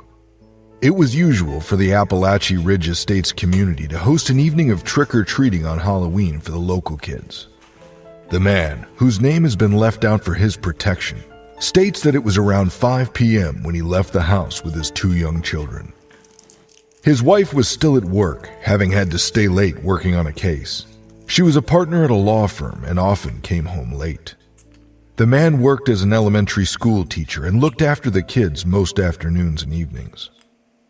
The father and 2 children, an 8-year-old boy and a 3-year-old girl, set off from their home on Webster Street, walking towards Cochrane Drive. They walked past manicured lawn after manicured lawn in the well-maintained and wealthy suburb. Almost all the houses had neat lawns in front, perfectly trimmed and level. The man states that as he and his children turned left onto Cochrane Drive, they saw a small dark shadow in the blue sky. It was a warm and sunny fall afternoon, and there were no clouds. His son spotted the object first and pointed it out. The man thought it was a bird or an airplane far off and didn't think anything more of it. They continued to ring doorbells of houses along the road. There were many other members of the community out that evening. Everyone was dressed up in Halloween costumes. The man had a sheet over his head with his eyes cut out. His son was dressed up as Tony Stark, and his daughter had insisted on being a witch. She had a black wig and a pointed hat while carrying a small broomstick with a stuffed toy cat tied to the top. Got a whole story. As the sun started to set, the man's son tugged on his arm and pointed up at the sky again. The shadow had grown larger and blocked out a significant portion of the last rays of the sun as it set. Many other people were stopping to watch as well. Soon, everyone on the street looked up and pointed at the object in the sky. Against the sun, they could only see its outline. It resembled a giant spinning top, crowned with a domed attachment on its pinnacle. Once the sun had set and it was growing darker, people on the street could make out the lights on the object as it came closer to the ground. The man whose son had first spotted the object in the sky quickly posted the description on a community WhatsApp group, asking if anybody knew what it was. The description was consistent with eyewitness reports that were gathered from the Appalachia Ridge Estate's inhabitants and people in neighboring areas. A woman who saw the object from her backyard in Garfield Street described it as a circular dish with pale blue light glowing from its center. Another woman who saw the object around 7 p.m. as she drove home from work called the object a shining, spinning satellite. The congregation at New Life Methodist Church on South Monroe Street gathered outside the church just before the evening service to marvel at the object in the sky. Someone from the congregation called out that Christ was coming down to earth on a flying saucer, but the idea didn't catch on with the rest of the community. The consensus was that the object was a spaceship from beyond the Milky Way. One final witness was identified. He lived at the Eternally Rich Assisted Living Center in Daffodil Circle. According to the elderly gentleman, a large face with a wide-open mouth throwing up neon blue alcohol passed overhead just as he got into bed. It had been noted that the gentleman has been diagnosed with dementia the previous year, and so could not be counted as a reliable witness. Nevertheless, the similarities of his description with the object in question suggest that he saw the same object. However he may have interpreted it. It was some weeks before this witness was identified, and his story was dismissed as a hallucination or dream by the staff at the assisted living facility. Apart from those already mentioned, no one in the entire city reported a sighting of the object, which can only be described as a UFO. After hovering in the sky for about an hour, the UFO receded into the darkness of the night sky. It's unclear who called the police, but 2 officers from the Southside substation arrived on Cochrane Drive at 7:03 p.m. A still from one of the officers' body cam footages has been released. It only shows the UFO as a distant black shape in the sky as it withdrew higher into the sky and disappeared from Earth.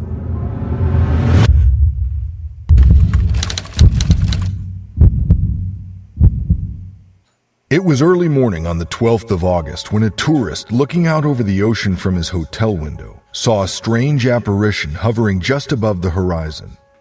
He was staying in a single room on the 6th floor of the Fort Lauderdale Marriott Harbor Beach Resort and Spa. The man had traveled from Berlin that previous day, He was staying in Fort Lauderdale the next week before traveling to New York and Chicago for business. He was a wealthy investment analyst working for a U.S. company with offices in Berlin. Although German by birth, the man spoke fluent English without the hint of accent, except for a slight drag on his R's. He blended in almost imperceptibly. After arriving at the Palm Beach International Airport on the morning of the 11th, the man took a cab along the coast to Fort Lauderdale.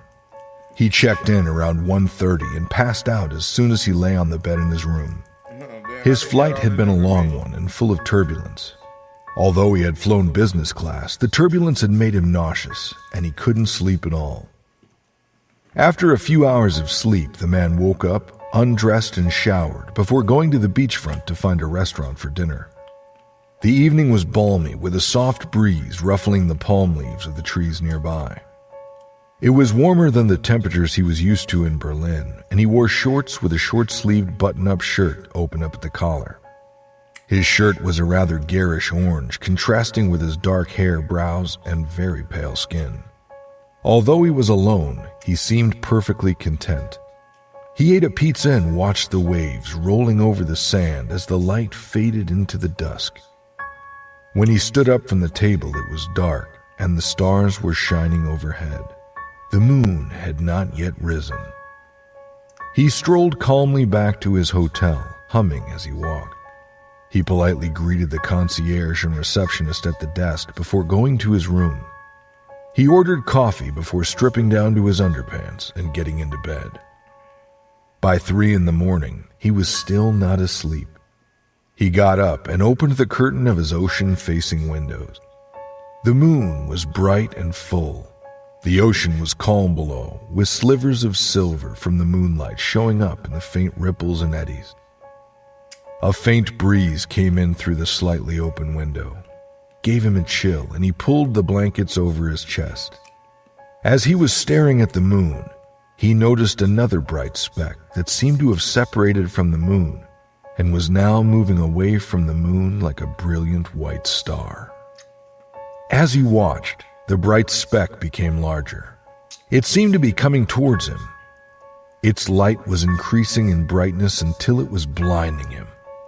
It looked like a bright star had come down to hover over the ocean. The scene in front of his window was bleached with the brightness of the light. He could barely make out any details. He tried to take a photograph, but it was completely white and blank. There was far too much light to capture anything. The man put up a hand to try to shield his eyes, but it was useless. He had to close his eyes as the continuous glare from the white light gave him a headache. His eyelids burned red over his eyes, with the image of the white light burning black into them. The light lingered for about 4 minutes and then vanished. The German opened his eyes and could see the trees, beach, and shoreline in the sudden darkness after the light. Slowly, his eyes adjusted to the relative darkness, and, in the light of the moon, he caught the silvery glint of a metallic aircraft as it flew up into the night sky towards the moon.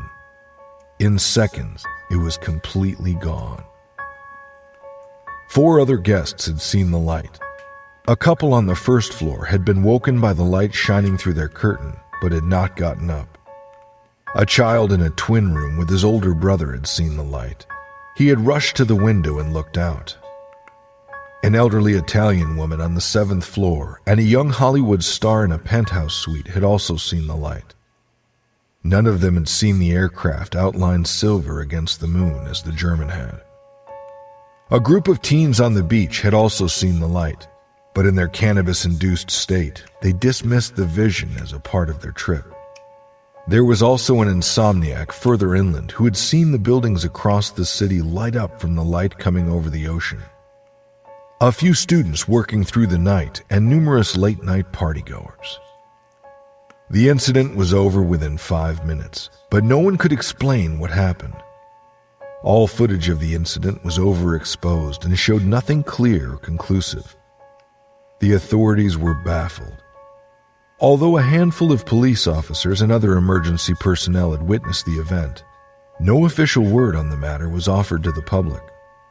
No experts could explain the incident, although many were contacted in the coming weeks. After a while, it all died down, and the incident was all but forgotten.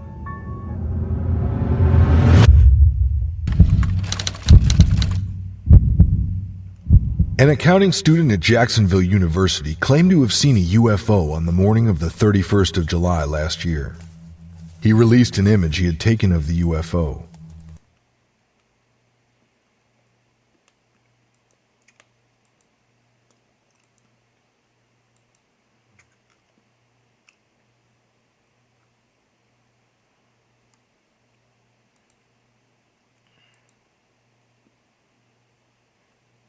On the evening of the 31st of October, 2017,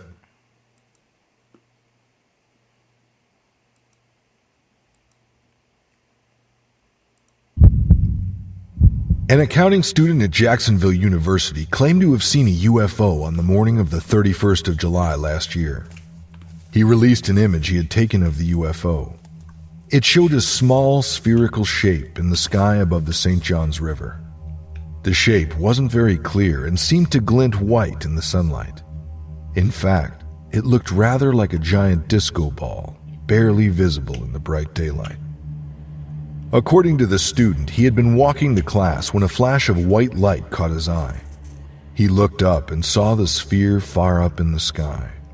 It looked no bigger than the size of a pea. As he watched, it seemed to grow in size extremely quickly, and he realized it was descending toward the ground rapidly. He climbed onto the roof of a nearby building to get a clearer look without the university buildings obstructing his line of sight. Once it was the size of a soccer ball, however, it grew no bigger and hovered high up in the air above the St. Johns River. The student couldn't tell how high above the water the sphere was. In the photograph he took, it's also extremely difficult to gauge the distance between the surface of the river and the sphere, which is only just visible as 1,000,000 points of white light in the shape of a sphere. No one took the student seriously, and the photograph was thought to have been edited by him to include the spherical ball of lights. 2 days later, however, a man walking along the riverbank in Jacksonville Zoo and Gardens saw a strange orb floating out in the middle of the Trout River. It seemed to be made of a network of soft white lights, almost as if a string of fairy lights had been draped over a spherical wire framework. He didn't take any footage of the object, dismissing it as a piece of litter floating along the river. He only came forward after the student's photograph had been released, along with the eyewitness account of the only person who saw the object up close. She was kayaking along the Trout River when she saw the object shimmering in a sun haze over the water's surface. She paddled towards it until she was only a few feet from it. According to the kayaker, the object was a sphere about 5 feet in diameter. It had small lights studded all over its surface, which was transparent and almost invisible. Without a phone or camera in hand, she hurried back to her car and called 911. The Coast Guard and officers from the Jacksonville Sheriff's Department on Norwood Avenue nearby responded. Boats and a helicopter were sent out over the water, but the object was nowhere in sight. The kayaker's description was released to the public, causing the student and the man from the zoo to come forward. Despite their accounts and the student's photograph being released to the public, no one else came forward to report a sighting. The object vanished as mysteriously as it had come. The 3 reports were alarmingly consistent, which suggests their veracity, however unbelievable their descriptions. It seems certain that the object entered the Earth's atmosphere from above and descended to settle on the St. Johns River. From Jacksonville University, the object made its way by the river up past the Jacksonville Zoo and Gardens and further up the Trout River to where the kayaker spotted it. After a period of rapidly spreading and quickly changing rumors in the communities along the banks of St. Johns and Trout Rivers, the matter was dropped. No further sightings of the object or any similar objects have been recorded in Jacksonville or the surrounding areas since.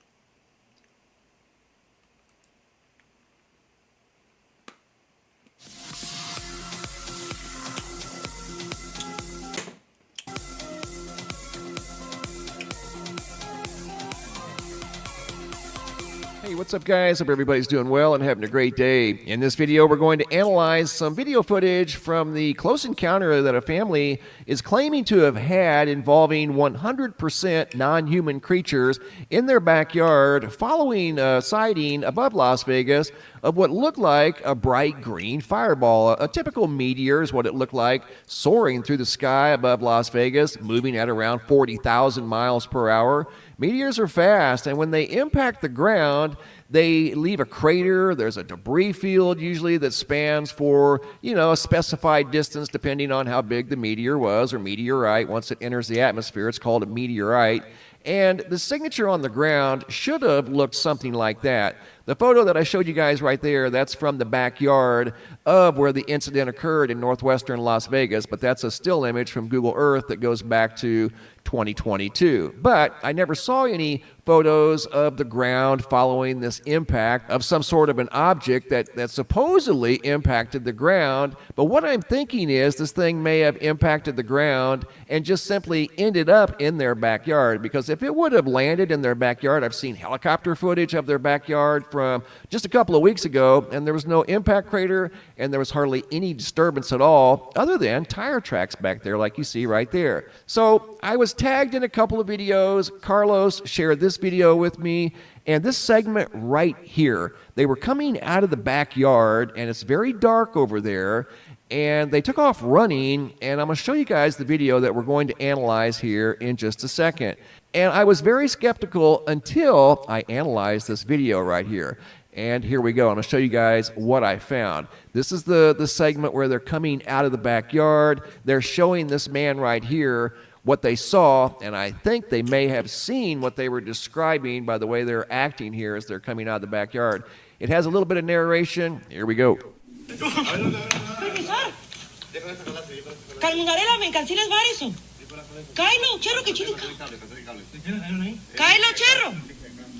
Okay, this segment right here is the one we're going to work on. And I did a lot of work on this here in the last couple of hours.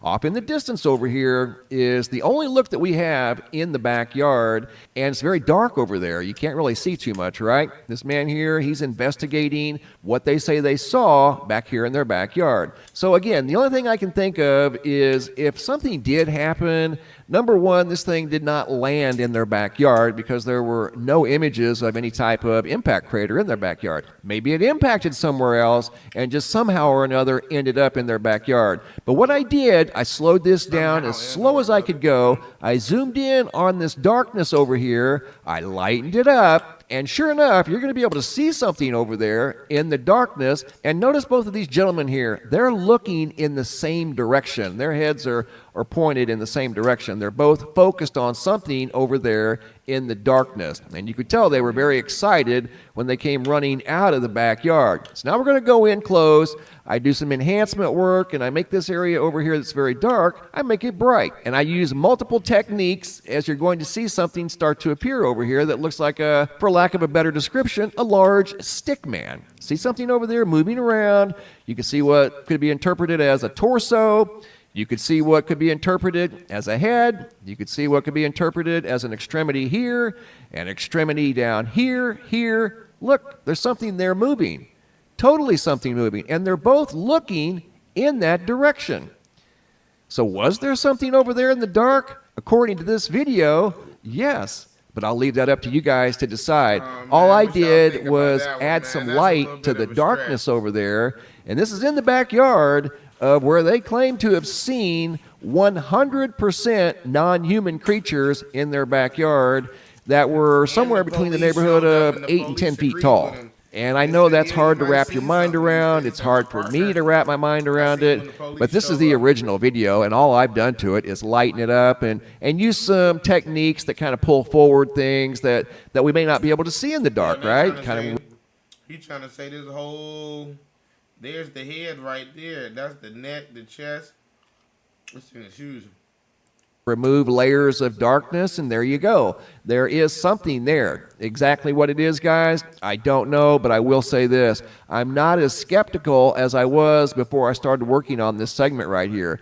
simply because of the lack of an impact crater. But in all fairness, maybe whatever it was impacted somewhere else, ended up in their backyard when they were out there working on a car, and this is what they encountered. Something that definitely doesn't look human, and it does resemble what they were describing. Very tall creatures. They said there were two, very thin. They said they were silver, greenish color. It's difficult to tell in this video because it was so incredibly dark, but it does look like maybe a dark white or a light gray, maybe a silver. It's difficult to tell, but you can see there's something there that's moving. It's tall, it's thin, does look like it has extremities. Right there, see it? Kind of hard to miss. Once you take away the darkness and leave the light there, there is something there. Exactly what? I don't know, guys. As always, I'll leave it up to you guys to decide. But like I said earlier, I'm not as skeptical as I was, say, a week ago, because the guy seems sincere. I just couldn't wrap my mind around how you couldn't get at least one picture. It was the streak seen across the sky, now seen around the world. This, as our 8 News Now investigators confirm, Metro actually set up cameras. Police videos obtained by 8 News Now indicate Metro Google Earth for more than a year. The family told us by phone they had seen suspicious vehicles with men in black types checking out their home. Turns out there is substance to that. A retired police officer fessed up on News Nation that he spent days staking out the house to see what, if anything, unfolded. What about those reports that Metro installed a special surveillance camera atop the house, presumably to watch for intruders, human or otherwise, or overzealous media?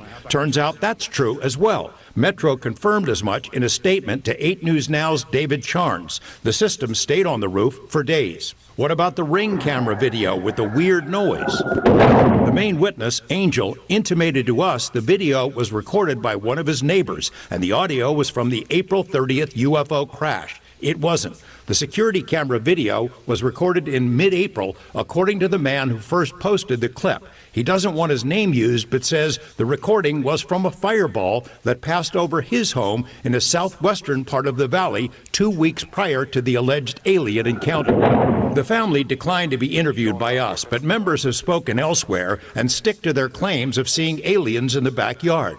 Dozens of people on social media have analyzed and dissected the images with various claims of aliens spotted in the shadows. Police do not believe this was a hoax call, which could be a crime if done intentionally. In the fervid swamp known as UFO world, our coverage of the story was itself seen as a dastardly plot to distract attention away from a prominent whistleblower named David Grush, who stepped forward around the same time. Grush unveiled his explosive on-camera account on News Nation, which is owned by the parent company of KLAS. In spite of the local news story, Grush's story was reported by news media all over the world. Curses foiled again. All right. So what do you make of this whistleblower, David Grush? He first reached out to me about a year ago. We've been in contact ever since. He's the real deal. I mean, he had a distinguished career in the Air Force. Then he went to work for a 3-letter agency you probably haven't heard of, the NGA, which basically tracks everything in space, in the air, in the ocean, under the ocean, on land. They keep tracks of everything. He has the highest security clearances in our government, and in that capacity, he interacted with something like 2,000 SAP, special access programs, and he learned along the way that we're reverse engineering crash flying saucers, and he's been telling that to Congress under oath behind closed doors. And I think they'll probably bring him back. So it's a pretty intriguing story. A lot like what we've been hearing about out in the Nevada desert for a long time. Right. Of all the stories you've done over decades and decades, this one has really gone worldwide. The backyard alien? Yes. Oh, it's crazy. It's crazy how much email we get, you know. We're not done with it. We'll see where it goes. I was going to say, this is not the last of that story. No. All right, George, thanks for that. Now let's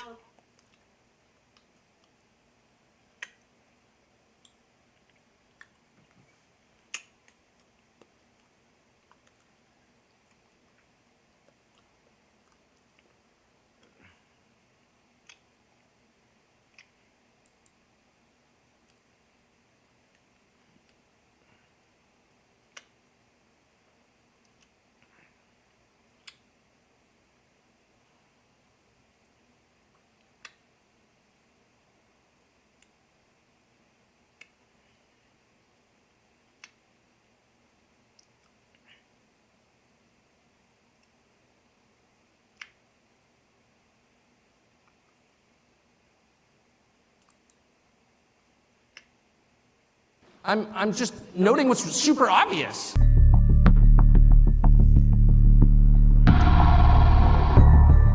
That's the caldera of a volcano, like this Yellowstone thing. We thought it was just this crazy place with hot springs. Like, no, that's a super volcano that is a continent killer.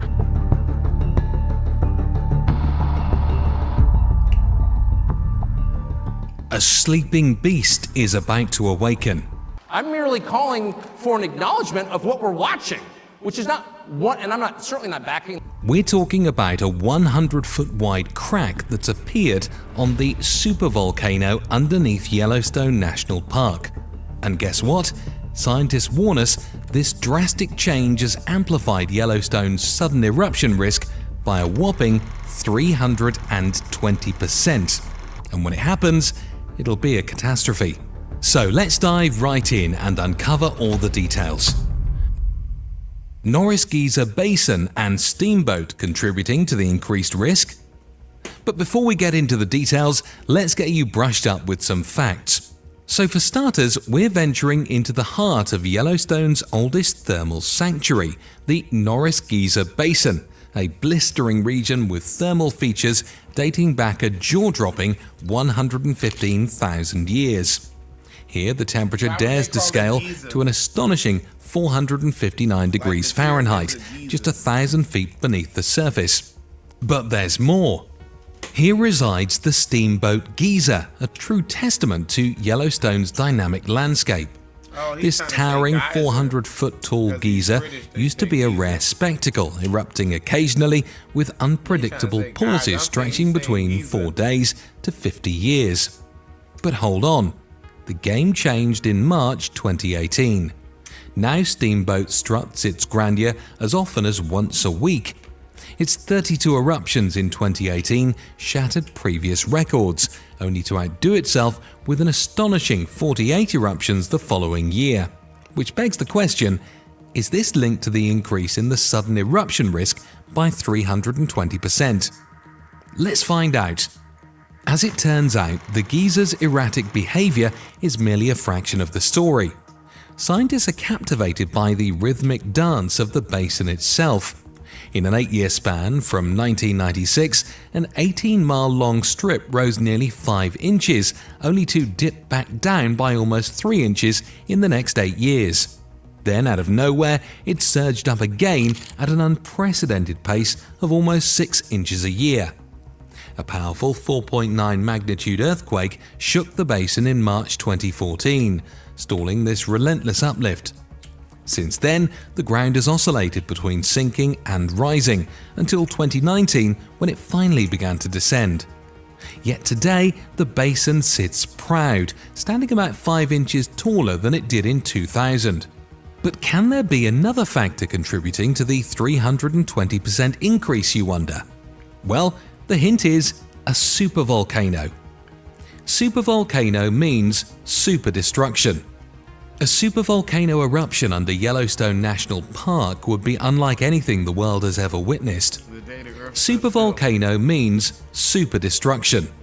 A supervolcano eruption under Yellowstone National Park would be unlike anything the world has ever witnessed.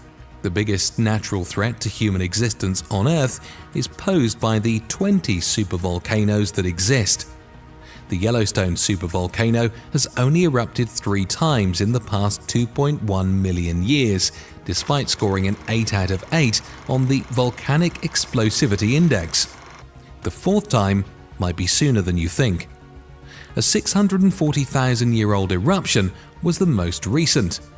According to volcanologists, when that happens, an explosion will release toxic gas that would destroy crops and disrupt electricity supplies all the way to the Midwest. The United States would then experience insanely cold temperatures as a poisonous cloud would block the sun for years. It will be the greatest catastrophe since the dawn of civilization, according to the European Science Foundation. The worst part? Cracks have started to appear, literally. In 2018, Grand Teton National Park in Wyoming closed down because of a massive crack. Due to a potential safety issue, Hidden Falls and Inspiration Point were closed, and park rangers carried out a risk assessment process. A source at the US Geological Survey claims that the rock face crack is a typical rockfall-related risk. The Yellowstone supervolcano, which last erupted hundreds of years ago and hurled 240 cubic miles of rock, ash and volcanic dust into the sky, as well as leaving a 34 by 50 mile depression in the ground, is close to Grand Teton National Park. We're talking about a 100-foot wide crack, folks. Supervolcanoes are an ultra-catastrophe that poses the threat of wiping out humanity. Yup, just like asteroids and nuclear or biological warfare, the world might be destroyed by the eruption. But is this being taken as seriously as it should be? Nope. There will probably never be a year in which no one dies in an aviation accident, but there will never be a year in which a single plane crash kills 10% of the world's population. In contrast to volcanic programs, the Federal Aviation Administration spends more than $7 billion a year on aviation safety, even though supervolcanoes will kill considerably more people than plane catastrophes over the long term. We have the ability to stop these terrible catastrophes, but we choose to ignore them.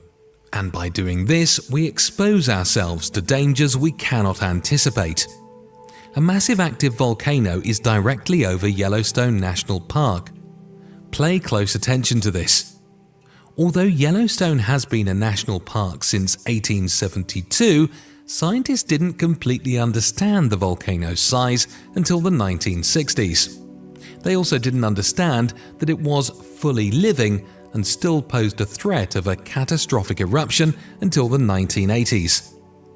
Yellowstone has eruptions that can be thousands of times more powerful than the 1980 Mount St. Helens explosion. Several feet of ash would cover the northern Rockies. Almost everyone in the United States would be covered with ash. Now geologists are curious to know what exactly is going on beneath all those hot springs and geysers of the national park. They naturally want to know whether Yellowstone will erupt again, when it will, and how badly. A giant eruption would be a low-probability, high-consequence event, the archetypal black swan, with potential to have an impact on both society and the Earth. But it hasn't been ruled out completely. The issue for scientists is that these massive supervolcano eruptions are extremely unusual, and the most important thing to identify it is hidden kilometers below the surface and involves chaotic forces, intricate chemistry, and mysterious geological features. Recently, the hidden architecture of Yellowstone was revealed by a research team. They simulated how lava rises from the center of the Earth and forms two sizable chambers of partially melted rock beneath the park's surface. These two magma chambers are piled one on top of the other, and there is non-melted rock between them. The lava emerging from the mantle of the Earth flows freely and contains little gas. The layer, whose top is roughly 6 miles below the surface, is created when it cools and hardens as it strikes a relatively cold crust. The upper magma chamber, which is located on top of the sill, is filled with explosively explosive thick sticky magma that stores a lot of gas. It's comparable to a shaken, unopened soda can. You know how that goes. The new study describes how this two-tiered, geochemically varied architecture might have developed over time and was published in Geophysical Research Letters. One day, we may get a model snapshot showing the system as it will appear when there has been sufficient melting to cause a significant eruption. Their model is interesting because it allows them to go through time and determine how eruption rates might have been affected many millions of years ago. The latest discovery supports past studies on the twin magma chambers bubbling under the park. Geologists also measured the speed at which seismic waves from mild earthquakes move through the subsurface rock using sensors positioned all over Yellowstone. Through heated and partially melted rock structures, these waves move more slowly, so scientists were able to create an MRI-like image of the two magma chambers using the data. It's worth mentioning that supervolcano is not a technical term. Yellowstone is referred to as a caldera, or a volcano that forms calderas. Basically, a volcano that forms a sizable crater is called a caldera, and these are mountain-eating occurrences. Yup, you heard that right. In fact, on the map provided to visitors to Yellowstone, which depicts the outline of the most recent caldera, it can be seen that the park's central region is unusually devoid of mountains. They either fell into the large hole or were blasted away. The first major eruption in the Yellowstone region happened around 2.1 million years ago, and the most recent one was 630,000 years ago. Is the fourth one upon us? With a whopping 320% risk increase, it might just be. Then again, who can accurately predict how much magma is required to start a caldera-forming eruption? But until then, don't think nothing's happening within the Yellowstone system, as relatively minor eruptions that produce lava flows are quite frequent. The latest occurred 70,000 years ago, and Yellowstone is due to erupt catastrophically.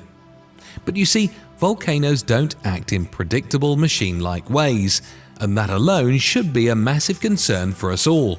Oh, and by the way, Yellowstone is not the only caldera in the country.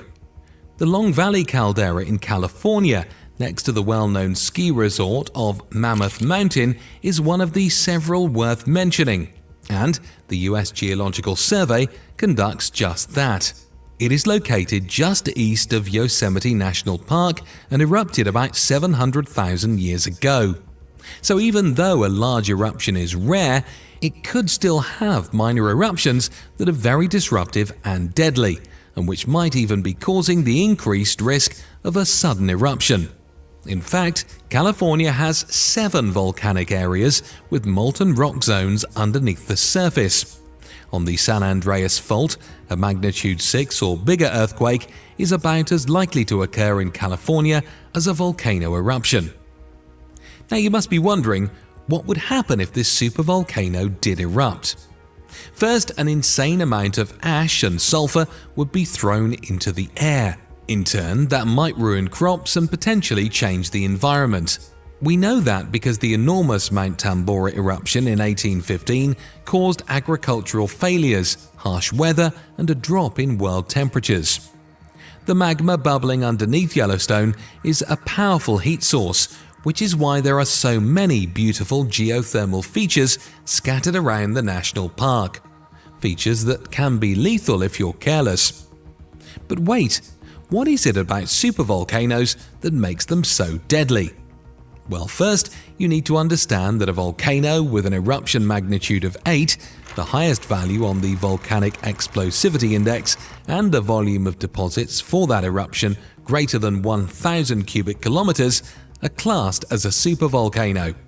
And when magma from the mantle rises into the crust but is unable to pass through a crack or vent, supervolcanoes form.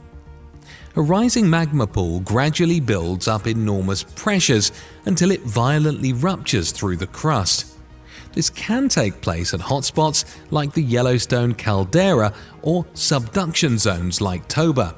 Large igneous provinces which can cover enormous areas with lava and volcanic ash are often connected with large volume supervolcanic eruptions.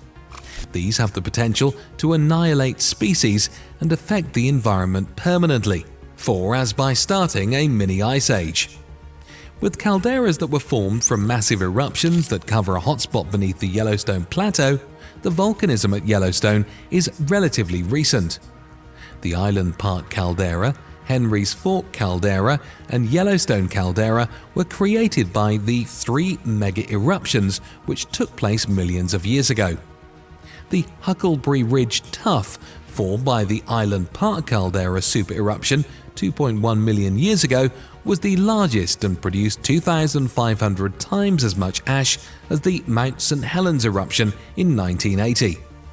Also, the Yellowstone caldera and Lava Creek Tuff were both created by the subsequent largest super eruption. The smaller Mesa Falls Tuff was created by the Henry Fork caldera 1.2 million years ago, But it is the only caldera from the Snake River Plain Yellowstone hotspot that is clearly visible today. As we mentioned, the supervolcano beneath Yellowstone National Park will blast ash thousands of miles across the United States in the event of another big eruption, causing damage to structures, suffocating crops, and shutting down power stations. It would be a terrible disaster. But that doesn't mean that everyone should start freaking out. Not just yet. Fortunately, the likelihood of this happening is low, and yet it's not difficult to understand why people continue to find the Yellowstone supervolcano to be an inexhaustible source of apocalyptic intrigue. A group of researchers released an article in Geochemistry, Geophysics, Geosystems in September 2014 that examined the potential visual characteristics of a Yellowstone supereruption. They discovered, among other things, that the volcano was capable of engulfing the Midwest in 3 feet of hazardous volcanic ash and burying states like Wyoming, Montana, Idaho, and Colorado. That much ash could destroy vegetation and wildlife, collapse roofs, and damage all sorts of electrical devices. After all, a 5-mile deep pool of hot lava, fueled by a massive plume of molten rock rising from hundreds of miles below, is hidden beneath Yellowstone National Park. Many of the well-known geysers and hot springs in the park are the result of that heat, although the ground above regularly rises and falls as the magma rises into the chamber and cools. In fact, that very magma chamber has erupted multiple times. The last eruption at Pitchstone Plateau took place about 70,000 years ago, and the great bulk of those eruptions in Yellowstone have been smaller lava flows. But the remote probability of disastrous supereruptions is the reason Yellowstone receives so much attention. Any eruption with a magnitude of 8 or higher on the Volcano Explosivity Index and at least 240 cubic miles of material ejected qualifies as a supereruption, which means that would bury Texas 5 feet under the ground. Even the largest eruptions we are accustomed to are thousands of times less powerful than these supereruptions. Geologists have discovered evidence of at least 47 supereruptions throughout Earth's history. So yes, Yellowstone is not the only supervolcano in the world. In fact, the most recent took place about 26,000 years ago at Lake Taupo in New Zealand. More importantly, tectonic plate movement led to the enormous Toba eruption that occurred 74,000 years ago. According to experts, that gave rise to a severe 6 to 10 year global cold and possibly wiped off the population of that time. Although it's not an unbreakable rule, the Earth has typically experienced one supereruption every 100,000 years. So, if it were to happen now, could you tell? You bet. The effects of a much larger supereruption would be way more obvious. The entire park would definitely experience strong earthquake activity at first. Before an eruption, it might take those earthquakes weeks or months to fracture the rocks above the magma. What if we had a supereruption which was 1,000 times more powerful than a typical volcanic eruption, spewed miles of ash and debris, and lasted weeks or months? Doomsday, that's what. Within the park, the lava flows themselves would be restricted within a circumference of about 40 kilometers. In reality, only about 1/3 of the material would enter the atmosphere. Volcanic ash, a mixture of shattered rock and glass, which was thrown kilometers into the air and dispersed throughout the nation, would cause the majority of damage. In their latest study, scientists came to the conclusion that an eruption would produce an umbrella cloud that would spread evenly in all directions by examining both past ash deposits and cutting-edge modeling. The northern Rockies would then be covered in 3 feet of ash by a super eruption, which would obliterate major portions of Wyoming, Idaho, Colorado, Montana, and Utah. In the meantime, both coastlines and the Midwest would experience several inches of ash, but the exact severity of it will be based on the season and the weather. Let's be real, any of these possibilities would be awful news. That much volcanic ash has the potential to destroy buildings as well as harm people, plants, and animals. Even a few inches of ash, which much of the country is capable of receiving, can ruin farms, jam roads, and lead to severe respiratory issues, obstruct sewer lines, and even damage electrical transformers. Oh, and most of North America would have to stop using airplanes. A large-scale volcanic eruption would also have significant impacts on the world's climate. Sulfur aerosols released by volcanoes can reflect sunlight back into the atmosphere, lowering temperatures. We've seen it happen in the past too, like when Pinatubo erupted in 1991. It temporarily lowered the Earth's temperature by around 1 degree Celsius. Several regions experienced famines as a result of the Tambora eruption in 1815, which caused enough cooling to harm crops all over the world. And in comparison to what a supervolcano is capable of, those eruptions were rather small. Global catastrophes have occurred as a result of Yellowstone National Park's volcanic eruptions in the past. Scientists are currently attempting to predict the exact timing of this ticking time bomb's detonation.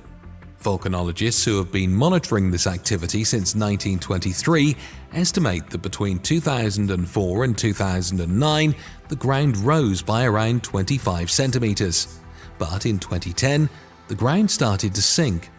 Many scientists are speculating about the possibility of an impending Yellowstone eruption due to the period of gradual, continuous growth. Concerns have been raised regarding the potential intensity of the eruption if it occurs. Given that it will be a sudden eruption, what to expect if Yellowstone begins to tremble tomorrow is the big question. Scientists don't necessarily know what to anticipate, but they do have a general concept, and the majority of them predict catastrophe. Let's not forget that the volcano has risen at the quickest rate ever observed over the last 10 years, and the risk of a sudden eruption has increased by a staggering 320%. Not a good sign, folks. Also, Yellowstone experiences between 1,000 and 3,000 earthquakes a year. Most have magnitudes of 3 or less, making them essentially undetectable. But these earthquakes help scientists understand how quickly the magma chamber beneath the park is expanding. And, to make things worse, a recent addition of magma into the reservoir has been indicated by an increase in the shaking and rattling heard throughout the park. Following each of these eruptions, the Yellowstone supervolcano fell in on itself, engulfing the surrounding terrain, including all of the trees, mountains, and other features. If that happens now in Yellowstone, a caldera-forming eruption would pose a huge natural hazard. The 50 kilometers by 70 kilometers long Yellowstone caldera itself contains some remnants of the last eruption. In a region known as the Lake Creek Tuff, you can still see the thick volcanic debris that was left over after the eruption. Yellowstone is currently sleeping, and scientists are watching every cough and hiccup to try to forecast what will happen next. And even though the force that has been building beneath the park for thousands of years has been restrained, Yellowstone's hibernation does not guarantee that it will never awaken. What we need to find out is when it will happen and how bad it will be. And will it be too late? Let us know in the comments below what you think about the nerve-wracking 320% surge in the risk of a sudden eruption at Yellowstone. And if you're hungry for more thrilling content, smash that subscribe button and gear up for an adventurous journey with us. See you next time.